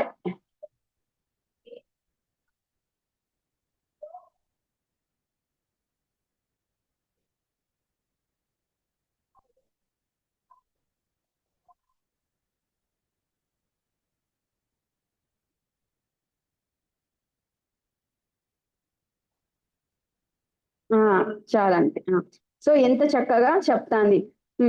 సో ఈ పాప అంటే తండ్రి ఏడుస్తున్నప్పుడు ఆ తండ్రి చెప్తున్నాడు, my daughter I made a vow to the Lord now I cannot take it back. So నా కుమారి నేను ఎవరికి మాట ఇచ్చి ఉన్నాను అంటే ఈ పాప ఒక చక్కని మాట అంటాంది. అంటే ఈ పాప ఏం చేసిందంటే చరిత్రను పగులుగొట్టి ఒక మాట అంటాంది, యెహోవాకు మాట ఇచ్చి ఉన్నావా, అయితే ఇచ్చి దాని ప్రకారంగా నాకు అని అంటాను. అంటే తండ్రి చిత్తానికి సమర్పించుకున్నటువంటి కుమార్తె. ఆమె తండ్రి చిత్తానికి సమర్పించుకుంది. ఎంత కూల్ గా చెప్తానమాట. ఆ పాపకు 16 years కదా, బ్రతికింది 16 ఏళ్ళే గాని చరిత్రలో ఇప్పటికీ ఇంకా మాట్లాడుతానే ఉంది. తక్కువ కాలం బ్రతికిన 16 years బ్రతికిన మంచి మెసేజ్ ఇచ్చింది అందరికి కదా. సో ఎఫ్తాను బట్టి ఎఫ్తాకి ఎంత మంచి కూతురు కదా, ఆ కూతురు ఎంత చక్కని కూతురు ఎఫ్తాకు. సో మామూలుగా ఈ ఇక్కడ మనకు ఇందాక చదువుకున్నాం కదా, న్యాయాధిపతుల గ్రంథం 11వ అధ్యాయం 34వ వచనంలో ఎఫ్తా మిస్పాలో 34th verse, ఎఫ్తా మిస్పాలో ఉన్న తన ఇంటికి వచ్చినప్పుడు అతని కుమార్తె తంబులతోనూ నాట్యంతోనూ బయలుదేరి అతన్ని ఎదుర్కొనేను. ఆమె గాక అతనికి మగ సంతానమే గాని ఆడు సంతానమే లేదు. కాబట్టి అతడు ఆమెను చూచి తన బట్టలు చింపుకొని, అయ్యో నా కుమారి, నీవు నన్ను బహుగా కృంగజేసితివి, నీవు నన్ను తల్లడింప చేయవాళ్ళు ఒకతివై ఉన్నావు, నేను యెహోవాకు మాట ఇచ్చినాను గనుక వెనుక తీయలేననగా. సో మామూలుగా ఇస్రాయేల్ సాంప్రదాయం ఏంటంటే 12-13 ఇయర్స్కే వాళ్ళకు ఎంగేజ్మెంట్ అయిపోతుంది, ప్రదానం చేయబడతారు. ఆ తర్వాత ఏం చేస్తారు, ఇద్దరిని సపరేట్ చేస్తారు, వాళ్ళ పరిశుద్ధతను వాళ్ళు పరీక్షిస్తారు. ఇప్పుడు ఈ జనరేషన్ లో ఎంగేజ్మెంట్ అయిందంటే మాట్లాడుకోవడం అట్లా ఉంటది కదా, కానీ వాళ్ళ వాళ్ళ కాలంలో అట్లంతా లేదు, వాళ్ళ పద్ధతి వేరే. వాళ్ళకు ప్రదానం చేయబడిన తర్వాత దూరం ఒక 1 year వరకు వాళ్ళ పరిశుద్ధతను పరీక్షిస్తారు, దూరం చేస్తారు. ఆఫ్టర్ 1 year వాళ్ళకు వివాహము చేయబడుతుంది. మనం యేసు ప్రభు వారి తల్లిని కూడా చూస్తాం కదా, ఆమె మరియా, ఆమె ప్రదానం చేయబడింది కానీ ఇంకా ఆమెకి వివాహము అవ్వలేదు. సో 1 year వరకు ఆమె పరిశుద్ధతను కూడా పరీక్షించినారు అక్కడ. 1 year వరకు ఆ పరిశుద్ధతను వాళ్ళను టెస్ట్ చేస్తారు. అంటే ఇది నిజంగా ఎంత యవనస్తులకు పురికొల్పే సందేశం కదా. ఏమని దేవుడు ఎందుకు ఇది రాస్తున్నాడు బైబిల్ అంటే, యవనస్తులకు మీ పరిశుద్ధతను కాపాడుకోండి, నీ దేహము దేవుని ఆలయము, దాంతో నీవు దేవుణ్ణి మహిమపరచు, నీ దేహము దేవునికి నివాస స్థలం. కాబట్టి ఏం చేయాలంటే, your body is the temple of God. కాబట్టి నీ జీవితాన్ని ఎట్లా అంటే ఎట్లా వ్యర్థంగా నువ్వు చేసుకోకూడదు, నీ పరిశుద్ధంగా ఉండు అని చెప్పి దేవుడు యవనస్తులకు దీని ద్వారా మాట్లాడుతా ఉన్నాడు. సో ఆ తండ్రి ఏడుస్తా ఉన్నాడు కదా, అంత గొప్ప విజయాన్ని సాధించి వస్తున్నప్పుడు, అమ్మ నేను దేవునికి మొక్కుబడి చేసుకున్నాను, నేను దాన్ని వెనుక తీసుకోలేను అని మాట అంటున్నప్పుడు కదా, ఆ పాపనేం అడిగి చేయలేదు వాళ్ళ నాన్న, మొక్కుబడి కదా, ఎంత చక్కగా చెప్తాను, యెహోవాకు మాట ఇచ్చి ఉన్నావా నాన్న, దాని ప్రకారంగా చేయి నాకు అని కదా. మన జనరేషన్ లో అయితే మనం అడుగుతాం, యెహోవాకు మాట ఇచ్చి ఉన్నావా, అయితే ఎవరిని అడిగి ఇచ్చున్నా, నన్ను ఏమైనా అడిగి ఇచ్చున్నావా కదా, అంటే నన్ను అడిగారా కదా, అట్లా అంటారు ఈ జనరేషన్ అయితే కదా. కానీ ఆ కుమార్తె ఎంత చక్కగా చెప్తాంది. జెఫ్తాస్ డాటర్ లైఫ్ లెసన్స్. ఈమె గురించి ఏం నేర్చుకుంటాము అంటే, క్రీస్తు పూర్వం 12వ శతాబ్దంలో జరిగింది ఈ సంఘటన. దేవుడు మనకు కళ్ళకు కట్టినట్టుగా చూపిస్తున్నాడు ఈమె చరిత్రను కదా. అప్పుడప్పుడే జస్ట్ ఇంకా యవన ఏజ్ లోకి వచ్చిన ఈ పాప తన ఒంటరి జీవితంలో దేవుని కొరకు ప్రకాశించింది. ఏం చెప్తా ఉంది ఈమె చరిత్ర అంటే, మనం దేవుని కొరకు సమర్పించుకోవాలని, దేవుని కొరకు ప్రతిష్ఠించుకోవాలని, దేవుణ్ణి సేవించడమే ప్రథమ కర్తవ్యం అని, మన జీవితంలో దేవుని మనల్ని ఆక్రమించే వ్యక్తి దేవుడు తప్ప ఇంకొకరు కాదని ఈమె చరిత్ర మనకు నేర్పిస్తా ఉంది. ఎంత గొప్ప విషయం. ఈమె పేరు ఇక్కడ తెలియదు కానీ జెఫ్తాస్ డాటర్ అని పిలువబడతాను. ఆమె ఎంత, ఆ తండ్రికి ఎంత మంచి కుమార్తె కదా. ఇప్పుడున్న జనరేషన్ లో పిల్లలు ఆ విధంగా ఉన్నారా కదా. ఆ తండ్రికి ఆమె ఎంత చక్కని కుమార్తె. మరి ఎట్లా ఉన్నారు ఈ జనరేషన్ లో పిల్లలు? మా మమ్మీకి యవనస్తులు కాలేజ్ లో ఏం చేస్తున్నానో ఏం తెలుసు, మా డాడీకి ఏం తెలుసు. సో నేను ఇక్కడ ఏం చేస్తున్నా వాళ్ళకి ఏమి తెలియదు, ఎవరితో చాటింగ్ చేస్తున్నానో తెలియదు కదా, ఏం చేస్తున్నామో, ఎక్కడికి వెళ్తున్నామో, ఫ్రెండ్స్ తో సినిమాకి వెళ్తున్నా తెలుసా, ఏం తెలియదు. సో కానీ ఎవరికి తెలియకపోవచ్చు, కానీ మనం చేసే పనులన్నీ దేవుడు చూస్తా ఉన్నాడు. ఎఫ్తా కూడా దూరంగా వెళ్ళిపోయినాడు, ఎఫ్తాను కూడా దేవుడు చూస్తున్నాడు. ఎఫ్తా కూడా ఎంతో చక్కగా జీవించినాడు, తన పరిశుద్ధతను కాపాడుకున్నాడు. సో ఎక్కడున్నా కూడా దేవుడు చూస్తున్నాడు. కాబట్టి యవనస్తులు ఏ విధంగా ఉండాలి, చక్కగా నడుచుకోవాలి. సో ఇక్కడ ఈ పాప పేరు రాయబడలేదు కానీ తన తండ్రి పేరుతో పిలువబడతా ఉంది. ఎంత కూతురు, ఆయన కూతుర్ని బట్టి ఆయనకి ఎంత ఆనందం కదా. ఎట్లా పెంచినాడు, ఎంత జాగ్రత్తగా పెంచినాడు. తన కుమార్తెను ఎట్లా పెరిగింది, చాలా జాగ్రత్తగా పెరిగింది, లోక మాలిన్యం అంటించుకోకుండా పెరిగింది తాను కదా. తండ్రి చెప్తున్నాడు, అమ్మా నేను ఒక మాట ఇచ్చున్నానమ్మా, నేను ఇప్పుడు వెనక్కి తీసుకోలేను అని అంటే, నానా ఓకే నానా, do it to me just as you promised. నువ్వు చేసినట్టుగానే దాన్ని ఇంకా నువ్వు చేసావంటే దానికి వెనుక తగ్గేదంటూ ఏమీ లేదు కదా. ఆ తండ్రి చేసిన భక్తిని ఫాలో అయింది ఆ పాప. తండ్రి భక్తిని చూసింది, తండ్రి ఎంత చక్కని భక్తి పరుడో ఆ తండ్రి భక్తిని ఫాలో అయింది కదా. ఆ తండ్రి చెప్పినట్టుగానే ఫాలో అయింది, తండ్రి ఇన్స్ట్రక్షన్స్ ని ఫాలో అయింది. సో కాబట్టి పిల్లలు, ఈ జనరేషన్ లో పిల్లలు తల్లిదండ్రుల భక్తిని నేర్చుకోవాలి. తల్లి బైబిల్ చదువుతున్నప్పుడు బైబిల్ చదవాలి. తల్లి సంఘానికి వెళ్తున్నప్పుడు తల్లిదండ్రులు సంఘానికి రావాలి, మీటింగ్స్ లో కూర్చోవాలి, ఉపవాస ప్రార్థనలకు వెళ్ళాలి. తల్లిదండ్రులు సేవ చేస్తున్నప్పుడు వాళ్ళు కూడా సేవ చేయాలి. తల్లిదండ్రుల భక్తిని పిల్లలు నేర్చుకోవాలి. ఇంకా మన బెస్ట్ ఎగ్జాంపుల్ అంటే యేసు ప్రభు. తండ్రి కూతురు ఇక్కడ చూస్తున్నారు కదా, తండ్రిని ఫాలో అయింది కాబట్టి మనం కూడా మన పరలోక తండ్రిని ఫాలో కావాలి. ఆయన బెస్ట్ ఎగ్జాంపుల్. ఆమె ఏకైక కుమార్తె తన తండ్రికి. సో ఆమె she's the only daughter to her father. వెనక ముందు ఎవరు కూడా లేరు, ఒకే కూతురుని ఇక్కడ రాయబడింది కదా. ఆయనకి గారాబాల పట్టిక. ఆమె చాలా చాలా చక్కగా పెంచుకున్నాడు ఆమెను. ఎందుకంటే అతని జీవితంలో అతనికి ఎన్నో లోటు ఉంది కదా. అమ్మ చనిపోయింది, నాన్న చనిపోయినాడు, బ్రదర్స్ వెలివేసినారు ఆయనని, తృణీకరింపబడినాడు. సో ఒక్కడిగా సెటిల్ అయి కష్టపడి కృషి చేస్తూ పైకి వచ్చాడు. కాబట్టి ఇలాంటి కష్టాలు నా బిడ్డ పడద్దు, నా బిడ్డ చాలా చక్కగా ఉండాలి అని ఆమెకి ఏ లోటు లేకుండా పెంచాడు ఆమెని. చాలా చాలా చాలా జాగ్రత్తగా ఒక కూతురే కదా అని చెప్పి తను ఎట్లా పెరిగింది, తండ్రి ఇన్స్ట్రక్షన్స్ ని ఫాలో అయ్యి పెరిగింది, జాగ్రత్తగా పెరిగింది కదా. ఆమెకి ఒకటే తెలుసు. ఆమెకి ఏం తెలుసు అంటే వాళ్ళ నానే సూపర్ హీరో. ఆమెకి వాళ్ళ నాన్న ఏం చెప్తే ఎస్ అంటది. అంటే my father is my hero అంటది ఆమె కదా.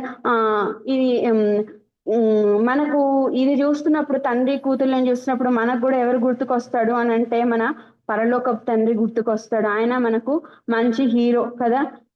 తండ్రి ఇన్స్ట్రక్షన్స్ ఫాలో అయింది కదా, మనం కూడా మన దేవుణ్ణి ఫాలో కావాలా. చాలా యేసుప్రభు నువ్వు మంచి దేవుడు, గొప్ప దేవుడు అని జస్ట్ విని ఆయన యొక్క ఆజ్ఞలను ఫాలో కాకోకుండా ఆ దేవుని ఏదో ప్రైజ్ అని వర్షిప్ చేస్తే దేవుడు సంతోషించడు. చిత్త ప్రకారంగా జీవించాలని దేవుడు చెప్తున్నాడు. We should not be fans, but we should be the followers of our Lord Jesus Christ. ఈ పాప వాళ్ళ నాన్న ఈ పాపతో ఏమని చెప్పుంటాడు, అమ్మ ఇట్లా నేను ఎన్నో కష్టాలు పడ్డాను, మా అన్నలు నన్ను తరిమేసినారు, మీ మమ్మీ వేష్య, నువ్వు వెళ్ళిపోయి ఇక్కడ నువ్వు ఉండొద్దు అని అన్నారు. మనం చాలా చక్కగా ఉండాలమ్మా, నేను ఇట్లా వచ్చేసినాను, టోబో ప్లేస్ లో నేను బ్రతికినాను, ఒంటరి జీవితంలో నేను అల్లరి చిల్లరి జనాంగం మధ్య ఉన్నప్పుడు నేను వాళ్ళకు దేవుని సువార్త ప్రకటించినాను, దేవుని ప్రేమను ప్రకటించినాను అని ఆ తండ్రి బిడ్డకు చెప్పే ఉంటాడు. మన దేవుడు పరిశుద్ధుడమ్మా, మనం పరిశుద్ధంగా జీవించాలి, లోకానుసారమైన జీవితం మనం జీవించకూడదు అని ఆ తండ్రి హెచ్చరించింటాడు బిడ్డకు. సో మన దేవుడు గొప్ప దేవుడు, మన దేవుడు చక్కని మార్గంలో నడవమన్నాడు. నేను ఎన్నో కష్టాలు అనుభవించాను, చీకటి అంటే నాకు తెలుసు, ఎన్నో ఎదురు దెబ్బలు తిన్నాను, ఆకలి అంటే నాకు తెలుసమ్మా. కానీ అట్లా ఉన్నప్పటికీ కూడా తన ఎక్స్పీరియన్స్ అంతా కూడా డాటర్తో షేర్ చేసుకోండొచ్చు. అలా ఉన్నప్పటికీ కూడా మనము లోకానుసారమైన జీవితము జీవించకూడదు. మన దేవుడు మనల్ని ప్రత్యేకపరుచుకున్నాడు, మనల్ని కోరుకున్నాడు. ఆయన మార్గంలో నడవమన్నాడమ్మా. నాకంటే నీకు ఎక్కువగా ఆ తండ్రే కదా నీకు రియల్ హీరో అని ఆ ఫాదర్ కుమార్తెకు అన్ని కూడా ఇన్స్ట్రక్షన్స్ ఇచ్చాడు. కాబట్టి ఆ కుమార్తె ఎట్లా పెరిగిందంటే చాలా చక్కగా పెరిగింది. ఎట్లా పెరిగిందంటే తప్పిపోకుండా చాలా జాగ్రత్తగా పెరిగింది. నెక్స్ట్, విజయవీరుడైనటువంటి తండ్రిని ఎదుర్కొనిచున్నటువంటి ఎఫ్తా కుమార్తె. ఇప్పుడు ఎఫ్తా విజయం సాధించాడు అంటే లోకంలో అందరికంటే ఎక్కువగా సంతోషించేది తన కుమార్తెనే కదా. ఆమెకు తెలుసు వాళ్ళ డాడీ ఎంత సక్సెస్ఫుల్ పర్సన్, వాళ్ళ డాడీ రియల్ హీరో ఆమెకు. మా డాడీ ఒక స్కిల్ఫుల్ సోల్జర్ అని తెలుసు. వాళ్ళ నాన్న ఒకసారి యుద్ధానికి వెళ్తే విక్టరీతోనే రావాలి, వాళ్ళ డాడీ అంత స్కిల్ఫుల్. తనకు తెలుసు తండ్రి యొక్క గొప్పతనం అంతా తనకు తెలుసు. అందుకనే కదా మనం ఫాదర్స్ డే సెలబ్రేట్ చేసుకుంటాం. ఆ రోజు ఫాదర్స్ డే రోజు మీరు చూస్తే చాలా మంది ఏడుస్తూ ఉంటారు. నేను ఈరోజు ఈ స్థానంలో ఉన్నాను అని అంటే దానికి కారణం మా నాన్న అని, my dad is my real hero అని అంటూ ఉంటారు చాలా మంది. ఇంకా నా తండ్రి వల్లనే నేను ఈ యొక్క పొజిషన్ లో ఉన్నాను. తండ్రి గొప్పతనాన్ని గురించి ఎంత చక్కగా చెప్తా ఉంటారో ఫాదర్స్ డే రోజు. సో నాకు ఇది చూసినప్పుడు ఎవరు గుర్తుకు వచ్చినారు అని అంటే యేసు ప్రభు, మన పరలోకపు తండ్రి. He's our real hero. ఎట్లా సాక్రిఫైస్ చేశాడు ఆయన మన కొరకు అంటే ఆయన మన కొరకు సమర్పించుకున్నాడు, అర్పించుకున్నాడు కదా. సో ఇది చూస్తున్నప్పుడు నాకు మన పరలోకపు తండ్రి గుర్తుకొస్తాడు. సో ఈమె ఏం చేస్తుంది అంటే ఆ తండ్రి విజయం సాధించి వస్తా ఉన్నప్పుడు ఆ తండ్రి కోసం తండ్రిని ఎదుర్కోవడానికి మా డాడీ వచ్చాడు, నేను మా డాడీని కలుసుకోవాలి, I want meet my dad, I want hug him, I want congratulate my dad. ఎందుకంటే మా నాన్న యుద్ధంలో గొప్ప విజయంతో వస్తాడని తంబులతో నాట్యంతో ఆమె సిద్ధపడిన తండ్రి కొరకు పరుగులు తీసింది. మేబీ ఆమె హౌస్ అంతా డెకరేట్ చేసుకొని ఉండొచ్చు, రిలేటివ్స్ అందరినీ తర్వాత ఫ్రెండ్స్ అందరూ ఇన్వైట్ చేసి ఉండొచ్చు, ఫీస్ట్ ప్రిపేర్ చేసి మా నాన్న వస్తే గ్రాండ్ గా వెల్కమ్ చేసి మా నాన్నతో పాటు వెళ్ళి నేను భోజనం చేయాలని అనుకునేనేమో ఆమె. సో తండ్రిని ఎదుర్కోవడానికి ఆ విధంగా పరుగులు తీసింది. సో దీన్ని మనం ఆత్మీయంగా తీసుకుంటే నిజంగా మన పరలోకపు తండ్రి మన కోసం వస్తున్నాడు కదా, ఆయన విజయవీరుడే వస్తున్నాడు, మనకు సాల్వేషన్ ఇచ్చాడు, మనకు రక్షణ ఇచ్చాడు, మనకు పరలోకాన్ని ఇచ్చాడు, నిత్య జీవాన్ని ఇచ్చాడు, తండ్రితో ఉండే గొప్ప భాగ్యాన్ని ఇచ్చాడు. పరలోక పాతాల బలం నుంచి మన ప్రాణాలను తంపించినటువంటి మన రియల్ హీరో యేసుప్రభు, మన కొరకు ప్రాణం పెట్టిన మన real hero, King of Kings, Lord of Lords వస్తున్నాడు అని అంటే మనం నిజంగా సిద్ధపడుతున్నామా ఆయన రాకడ కొరకు?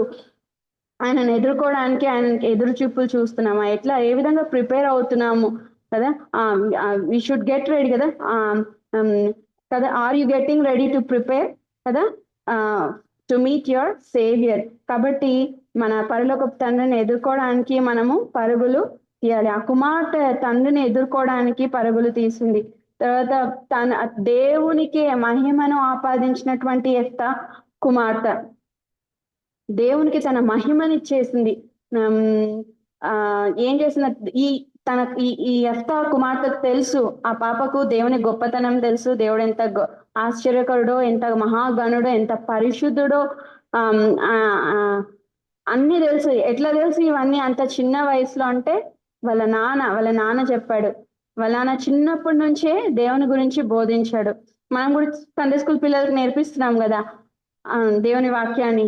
సండే స్కూల్ డే వచ్చినప్పుడు పిల్లలు ఎంత చక్కగా చెప్తారు, ఎంత చక్కగా పర్ఫామ్ చేస్తున్నారు కదా. సో చిన్నప్పటి నుంచే వాళ్ళకి నేర్పిస్తున్నారు అందరూ, కాబట్టి అంత చక్కగా ఆ పాప ఉండగలిగింది. అంటే చిన్నప్పటి నుంచే ఆ బోధను నేర్పించాడు. ఈ పాప ఇంత చిన్న వయసులోనే అంత దైవికమైనటువంటి నాలెడ్జ్ ని కలిగి ఉంది. ఏమని అంటానంటే, డాడీ యెహోవా నీ శత్రువుల మీద పగ తీర్చుకొని ఉన్నాడు కదా అంటాను అంత చిన్న పాప. అంటే ఏమని చెప్తాను, అబ్బా డాడీ ఎంత సూపర్ గా చేసావు డాడీ, యుద్ధం భలే చేసావు డాడీ, చాలా చాలా చక్కగా చేసావు డాడీ అని అట్లా పొగడ్డం లేదు తండ్రిని. యెహోవా దేవుడు నీ శత్రువుల మీద పగ తీర్చుకొని ఉన్నాడు కదా. అమ్మా నేను మొక్కుబడి చేసుకున్నానమ్మా, నేను వెనక్కి తీసుకోవాలంటే పర్వాలేదు డాడీ, యెహోవా దేవుడు మన శత్రువుల మీద పగ తీర్చుకొని ఉన్నాడు కదా, నువ్వు చేసుకున్నట్టే చేయి అని అంటాంది. ఎంత చక్కగా మాట్లాడుతుంది అంటే ఆ పాప మాట్లాడే ప్రతి మాట, ఆ పాప తీసుకునే ప్రతి నిర్ణయం, ఆ పాప ప్రతి నడక ఎంత చక్కగా స్వీట్ గా ఎంత స్వీటెస్ట్ గా ఉంది కదా. ఆ కుమార్తె లాగా జీవించాలి యవనస్తులు. తండ్రికి వినపం చేయుచున్నటువంటి యెఫ్తా కుమార్తె. సో వాళ్ళ డాడీ ఏడుస్తా ఉన్నాడు. ఈ పాప ఏమని చెప్తానంటే, నాన్న just give me 2 months time, okay నువ్వు మొక్కుబడి చేసుకున్నావు, నాకు 2 months టైం ఇవ్వు, ఎందుకంటే మీరు నన్ను ఆ దేవునికి దహన బలి ఇస్తున్నారు కదా నన్ను, మరి అంత గొప్ప దేవునికి నన్ను దహన బలి ఇచ్చేటప్పుడు let me examine my self, నన్ను నేను పరీక్షించుకునేవ్వండి. అంటే తను ఎట్లా పరీక్షించుకుంటా ఉంది, నా తండ్రిని అప్పీల్ చేసుకుంటాను, గివ్ మీ 2 months టైం అని. ఏమని అంటే, నా జీవితం అంత పవిత్రంగా ఉందా, నేనంత యథార్థంగా ఉన్నానా? సో ఆ దేవుడు పరిశుద్ధుడు కదా, ఆయనకు కావాల్సింది పరిశుద్ధత కదా. ఇప్పుడు అర్పించేటప్పుడు పాత నిబంధన గ్రంథంలో కూడా దహన బలి చేసేటప్పుడు గొర్రెలను కానీ పక్షులను కానీ వితౌట్ బ్లెమిష్ కదా, ఏది కూడా ఒక్క చిన్న లోపం కూడా ఉండకూడని వాటిని దేవుడు అంగీకరిస్తాడు. సో తను పరీక్షించుకుంటాంది, ఆ దేవుడు పరిశుద్ధుడు కదా, నేను పరిశుద్ధుడైన ప్రకారం మీరును పరిశుద్ధులై ఉండుడి, ఆ దేవునికి మచ్చ డాగు కలంకం ఇవేవి ఉండకూడదు కదా. సో తను దేవుని దగ్గర పరీక్ష చేసుకుంటా ఉంది, దేవా నీ దేహం దేవునికి ఆలయం, నివాస స్థలం అని అంటున్నాడు దేవుడు. సో తనను పరీక్షించుకుంటా ఉంది. సో తను ఏడుస్తా ఉంది దేవుని దగ్గరికి వెళ్ళి, ఏమని, దేవా ఆ మా నాన్న దహన బలి ఇచ్చేస్తుండే మీ దగ్గరకు వచ్చేస్తాను దేవా, దేవా అని ఏడుస్తా ఉంది. తన కన్యాత్వం గురించి ప్రలాపిస్తా ఉంది. దేవా నేను అంతా కరెక్టా, నన్ను అంగీకరిస్తారా మీరు దహన బలి ఇచ్చేటప్పుడు? నాలో ఏమైనా లోపాలు ఉన్నాయా? ప్లీజ్ దేవా, నా నడక, నా జీవితం, నా తలంపులు, నా ఆలోచనలు, నా ప్రవర్తన మీకు అంత కరెక్ట్ గా ఉందా? మీరంతా పరిశుద్ధుడు కదా దేవా, మీకు ఆయాసకరమైన మార్గం నాలో ఏదైనా ఉంటే ప్లీజ్ తీసివేసి నన్ను శుద్ధి చేయరా అని చెప్పి దేవుని కోరుకుంటాను. దేవా నేను మీ దగ్గరకు వచ్చేస్తానని దేవా, ప్లీజ్ దేవా ఇంకా ఏమైనా ఎలాంటి లోపాలు ఉంటే మీరు నన్ను కడిగేసేయండి, నన్ను పవిత్రపరచండి ప్రభా అని చెప్పి తను ప్రార్థన చేసుకుంది. అంటే సిద్ధపడింది దేవుని కొరకు దహన బలి అయిపోవడానికి. సో దీన్ని మనం ఆత్మీయంగా తీసుకుంటే మనం సిద్ధపడుతున్నామా దేవుని కొరకు? ఆ పాప 2 months టైం అడిగింది దేవునికి, వాళ్ళ డాడీకి, డాడీ 2 months టైం ఇవ్వు నన్ను అని.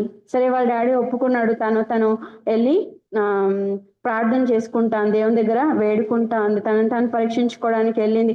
సో మనం కూడా అట్లాగా పరీక్షించుకోవాలి. మనం ఎప్పుడు చనిపోతామో తెలియదు, దేవుని రాకడ ఎప్పుడు వస్తుందో మనకు తెలియదు. కాబట్టి పరీక్షించుకోవాలి మనం.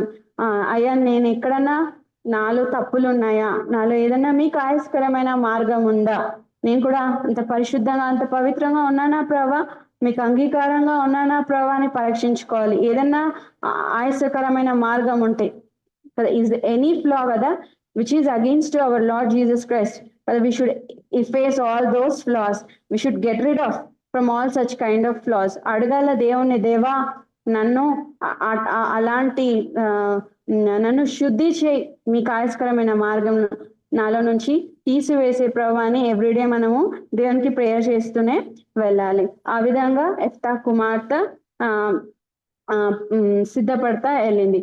నెక్స్ట్ తన లాంటి స్నేహితుల్ని కలిగి ఉన్నటువంటి ఎఫ్తా కుమార్తె, తన ఎలాంటి స్నేహితుల్ని కలిగి ఉంది అంటే ఎఫ్తా కుమార్తె తన లాంటి స్నేహితుల్ని, తన ఫెలోషిప్ ఎలా ఉంది, ఆ అమ్మాయి ఫెలోషిప్ ఎట్లా ఉందంటే తనలాగా భయభక్తులు కలిగినటువంటి వారి ఆమెను బట్టి తన స్నేహితులు కూడా మారిపోయారు. నాకు ఇది గుర్తుకొస్తుంది ఎస్తేర్ రాణి. తను కూడా కదా ఎస్తేర్ రాణి బట్టి తన చలికత్తలు కూడా మారిపోతారు. శూషణ కోటలో 127 స్థానాలకు రానైనటువంటి యొక్క ఎస్తేర్ రాణి తన చెలికత్తెలకు ఒక శాసనం బయలుదేరుతుంది కదా యూదులను చంపాలి అని. అప్పుడు ఎస్తేర్ రాణి అనౌన్స్ చేస్తుంది, యూదులంతా కూడా ఉపవాస ప్రార్థన ఉండండి, 3 రోజులు అన్నపానములు మానేయండి అన్నప్పుడు వాళ్ళంతా ఉపవాసం చేస్తారు కదా. అప్పుడు ఎస్తేర్ రాణిని బట్టి ఆ చెలికత్తెలు అందరూ ఉపవాస ప్రార్థనలు చేస్తారు. అంటే ఎఫ్తాకు చూస్తే అక్కడ ఎఫ్తా అల్లరి చిల్లర జనం మధ్య వాళ్ళు ఎఫ్తాను బట్టి మారిపోయారు. ఎఫ్తా కుమార్తె స్నేహితులు ఎట్లున్నారు, తనని బట్టి మారిపోయారు. గుడ్ ఫెలోషిప్ కదా, తన ఫ్రెండ్స్ ఎట్లా ఉన్నారు, మంచి ప్రేయర్ఫుల్ కదా, అట్లాంటి ఫెలోషిప్ ని కలిగి ఉంది. ఎస్తేర్ రాణి కూడా తన చెలికతలు తనని బట్టి మారిపోయారు. కాబట్టి మనం ఎట్లా ఉన్నాం యవనస్తులు? లోకంలో ఉన్నప్పుడు లోక స్నేహం దేవునికి వైర్యమని ఎరుగరా అని దేవుడు అంటున్నాడు కదా. ఆ లోకంలో ఉన్నప్పుడు లోకాన్ని బట్టి కాంప్రమైజ్ అయిపోయి అట్లా ఇదైపోతున్నారా, లేదా మిమ్మల్ని బట్టి దేవుని మార్గంలోనికి వస్తున్నారా అని దీని అర్థం. మరి ఒక ప్రావర్బ్ కూడా ఉంది కదా, మీరు మారిపోతున్నారా, వాళ్ళు మీ నుంచి దేవుని తెలుసుకుంటున్నారా, లేకపోతే దేవుళ్ళకి నడిపించబడుతున్నారా, లేకపోతే మీరు పడిపోతున్నారా? ఒక ప్రావర్బ్ ఉంది కదా, tell me who is your friend, I will tell your character. నీ స్నేహితులు ఎవరో చెప్తే నువ్వు ఎలాంటి దానివో నేను చెప్తాను అని ఒక సామెత ఉంది. సో కాబట్టి ఎఫ్తా కుమార్తె ఎటువంటి స్నేహాన్ని కలిగి ఉంది కదా, దైవ సంబంధమైన స్నేహాన్ని ఆమె కలిగి ఉంది. అలాంటి ఫెలోషిప్ నే చేసింది తను. సో 2 months టైం అయిపోయింది. ఇంకా తండ్రి దగ్గరకు వచ్చి చెప్తా ఉంది, daddy I'm okay daddy, now I'm thoroughly prepared, నేను బాగా సిద్ధపడినాను నాన్న, ఇంకా I'm ready to die for God, నన్ను దహన బలికి సిద్ధం చేయనన్ను అని అంటాంది. సో ఆ 2 months వాళ్ళ డాడీకి ఎట్లా ఉంటుంది, కళ్ళు తెరిచినా కళ్ళు మూసినా కుమార్తెనే గుర్తుకొస్తా ఉంటది. వాళ్ళ నాన్న ఎంతగా ఏడ్చుకున్నాడు కదా. సరే ఆ పిల్ల ఎంత చక్కగా దానికి అంగీకరించింది. ఆ దేవుడు ప్రత్యేక పరుచుకున్నాడు ఎఫ్తా కుమార్తెను కదా. ఆ పాపం దేవుడు చూస్ చేసుకున్నాడు, ప్రత్యేక పరుచుకున్నాడు. సజీవ యాగముగా తనకు తాను దేవునికి సమర్పించుకుంది. సజీవ యాగంగా సమర్పించుకున్నటువంటి ఎఫ్తా కుమార్తె జీవితంలో ఆ ఎన్నో ఆశలు ఉంటాయి కదా. ఎంగేజ్కి వచ్చిన అంటే యుక్త వయసులో వస్తే అప్పుడప్పుడే ఆ ఏజ్ లో అడుగు పెట్టినప్పుడు ఎన్నో ఆశలు ఉంటాయి. ఎట్లా నా జీవితాన్ని లీడ్ చేయాలి, ఎట్లా కట్టుకోవాలి నా జీవితాన్ని అని. అవన్నీ కూడా దేవుని కొరకు వదిలిపెట్టేసింది. అవన్నీ జీవితంలో వ్యర్థం అనుకోనింది. దేవుని కొరకే నా జీవితం, దేవుడే నా జీవితం, నా సర్వస్వం అంతా కూడా దేవుడే, నా సంతోషం అంతా కూడా దేవుడే, నా సంతోషానికి దేవుడు తప్ప ఇంకొకరు అర్హులు కారు అని అనుకోనింది ఎఫ్తా కుమార్తె. సో తర్వాత యవనస్తులకు మాదిరి అయినటువంటి ఎఫ్తా కుమార్తె. ఆమె ఎట్లా ఉంది అంటే ఒక తెరిచిన పుస్తకం లాగా ఉంది, అన్ ఓపెన్ బుక్. తన తన తనను చూస్తున్నప్పుడే యవనస్తులకు ఎట్లా అంటే ఒక రోల్ మోడల్ గా ఉంది. ఆమె ఒక మాదిరిగా యవనస్తులకు కనబడుతోంది. ఈ యొక్క అపోస్తులైనటువంటి పౌలు తిమోతికి రాస్తాడు. తిమోతి 1వ అధ్యాయము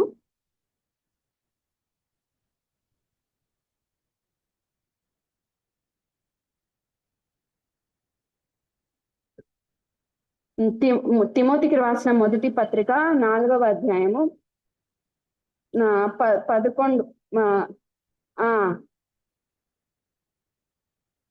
కరెక్ట్ మాట.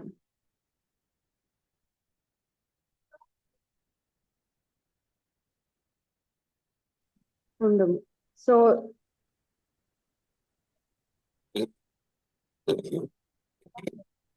చాలక్క. ఏమంటుండే, నీ యవనమును బట్టి ఎవడు నిన్ను తృణీకరింపనీయకము గాని మాటల్లోను ప్రవర్తనలోను ప్రేమలోను విశ్వాసంలోను పవిత్రతలోను విశ్వాసులకు మాదిరిగా ఉండు అని చెప్పి అపోస్తులైనటువంటి పౌలు తిమోతికి రాస్తున్నాడు. ఎఫ్తా కుమార్తె ఎట్లా ఉంది? ఎఫ్తా కుమార్తె చాలా మాదిరిగా ఉంది. ఇంకొకటి చెప్పాలి అంటే ఎఫ్తా కుమార్తె చనిపోయి అందరితో మాట్లాడుతా ఉంది. ఎఫ్తా కుమార్తె నేటికి కూడా కొనియాడబడతా ఉంది. ఆమె ఈ రోజు కూడా తనను జ్ఞాపకం చేసుకుంటా ఉన్నారు. మనము చూస్తే ఈ న్యాయాధిపతుల గ్రంథం 11వ అధ్యాయం 40 వచనంలో ఏముంది అంటే 40 లో పురుషుని ఎరుగనే లేదు. ప్రతి సంవత్సరం ఇశ్రాయేలీయులు కుమార్తెలు 4 దినములు గిలాద్ దేశస్థుడైన ఎఫ్తా కుమార్తెను ప్రసిద్ధ చేయుట కద్దు. ఆమె పురుషుని ఎరుగని కన్యక. ఎంత మంచి పవిత్రత! ప్రతి సంవత్సరం ఇశ్రాయేల్ ఏం చేస్తారంటే ఆమెను జ్ఞాపకం చేసుకుంటారు. గిలాదు దేశస్థుడైన ఎఫ్తా కుమార్తెను ప్రసిద్ధి చేయుట కద్దు. వాళ్ళు ఏం చేస్తారంటే ఎవ్రీ ఇయర్ 4 days తన కొరకు స్పెండ్ చేస్తారు. దేవా, ఎందుకంటే మేము అట్లా ఉండాలి, అమ్మాయి లాగా ఉండాలి, అమ్మాయే మాకు రోల్ మోడల్, అలాంటి పరిశుద్ధతను మాకు దయచేయండి అని ఇప్పటికీ కూడా తనను జ్ఞాపకం చేసుకుంటున్నారు. ఆమె మా రోల్ మోడల్, ఆమెలాగా మేము ఉండాలి అని. సో ఎవ్రీ ఇయర్ 4 days ఆమెకి టైం స్పెండ్ చేస్తారు. సో ఇప్పుడు ఎఫ్తా ఆమెంతా ప్రిపేర్ అయ్యి వచ్చేసింది కదా. ఎఫ్తా తన కుమార్తెకు బలి ఇచ్చాడా? కొంతమంది బైబిల్ పండితులు ఏమంటున్నారంటే అవును, దహన బలి ఇచ్చేస్తాడు వాళ్ళ నాన్న అని. ఇంకొంతమంది బైబిల్ పండితులు ఏమంటున్నారంటే లేదు లేదు, మోషే ధర్మశాస్త్ర గ్రంథం ప్రకారము దహన బలి, దేవుడు నరబలి నిషేధం, దేవుడు నరబలి కోరలేదు. సో జరిగిన బలి ఏంటి అని అంటే జీవితాంతం ఆమె దేవుని కొరకు నాజీరు చేయబడింది. ఆమె దేవుడు ఆ విధంగా ప్రత్యేకపరుచుకున్నాడు. అంటే వివాహము ఎరుగని కన్యకలాగా ఆ విధంగానే తాను ఉండిపోయింది అని చెప్పి బైబిల్ పండితుల అభిప్రాయం. ఏది ఏమైనప్పటికీ కూడా బైబిల్ మనం ఏం తెలుసుకున్నాం? ఆ పాప ఎంత చక్కగా సమర్పించుకోనింది దేవుని కొరకు, సజీవ యాగం అయిపోయింది. కాబట్టి నిజంగా ఇప్పుడు స్వీట్ 16 కాదా ఈ పాప? స్వీట్ 16 కదా. కాబట్టి యవనస్తులు తీసుకుంటే డెసిజన్ ఎట్లా ఉంటుంది? స్వీట్ 16 అటువంటి ఎఫ్తా కుమార్తె అందరితో మాట్లాడుతా ఉంది. ఎలాంటి డెసిజన్ తీసుకుంటారు? మళ్ళీ ప్రభా, నేను కూడా ఆ విధంగా చక్కగా మిమ్మల్ని మహిమపరచాలి పరిశుద్ధత విషయంలో, మాకు కూడా ఎఫ్తా కుమార్తె లాగా ఉండే గొప్ప భాగ్యాన్ని ఇవ్వండి, ఆమెలాగా మేము ఉంటామని ఒక డెసిజన్ యవనస్తులు తీసుకోవాలి. చిన్న వాక్యాన్ని దీవించునుగాక. దేవుడు దీవించునుగాక.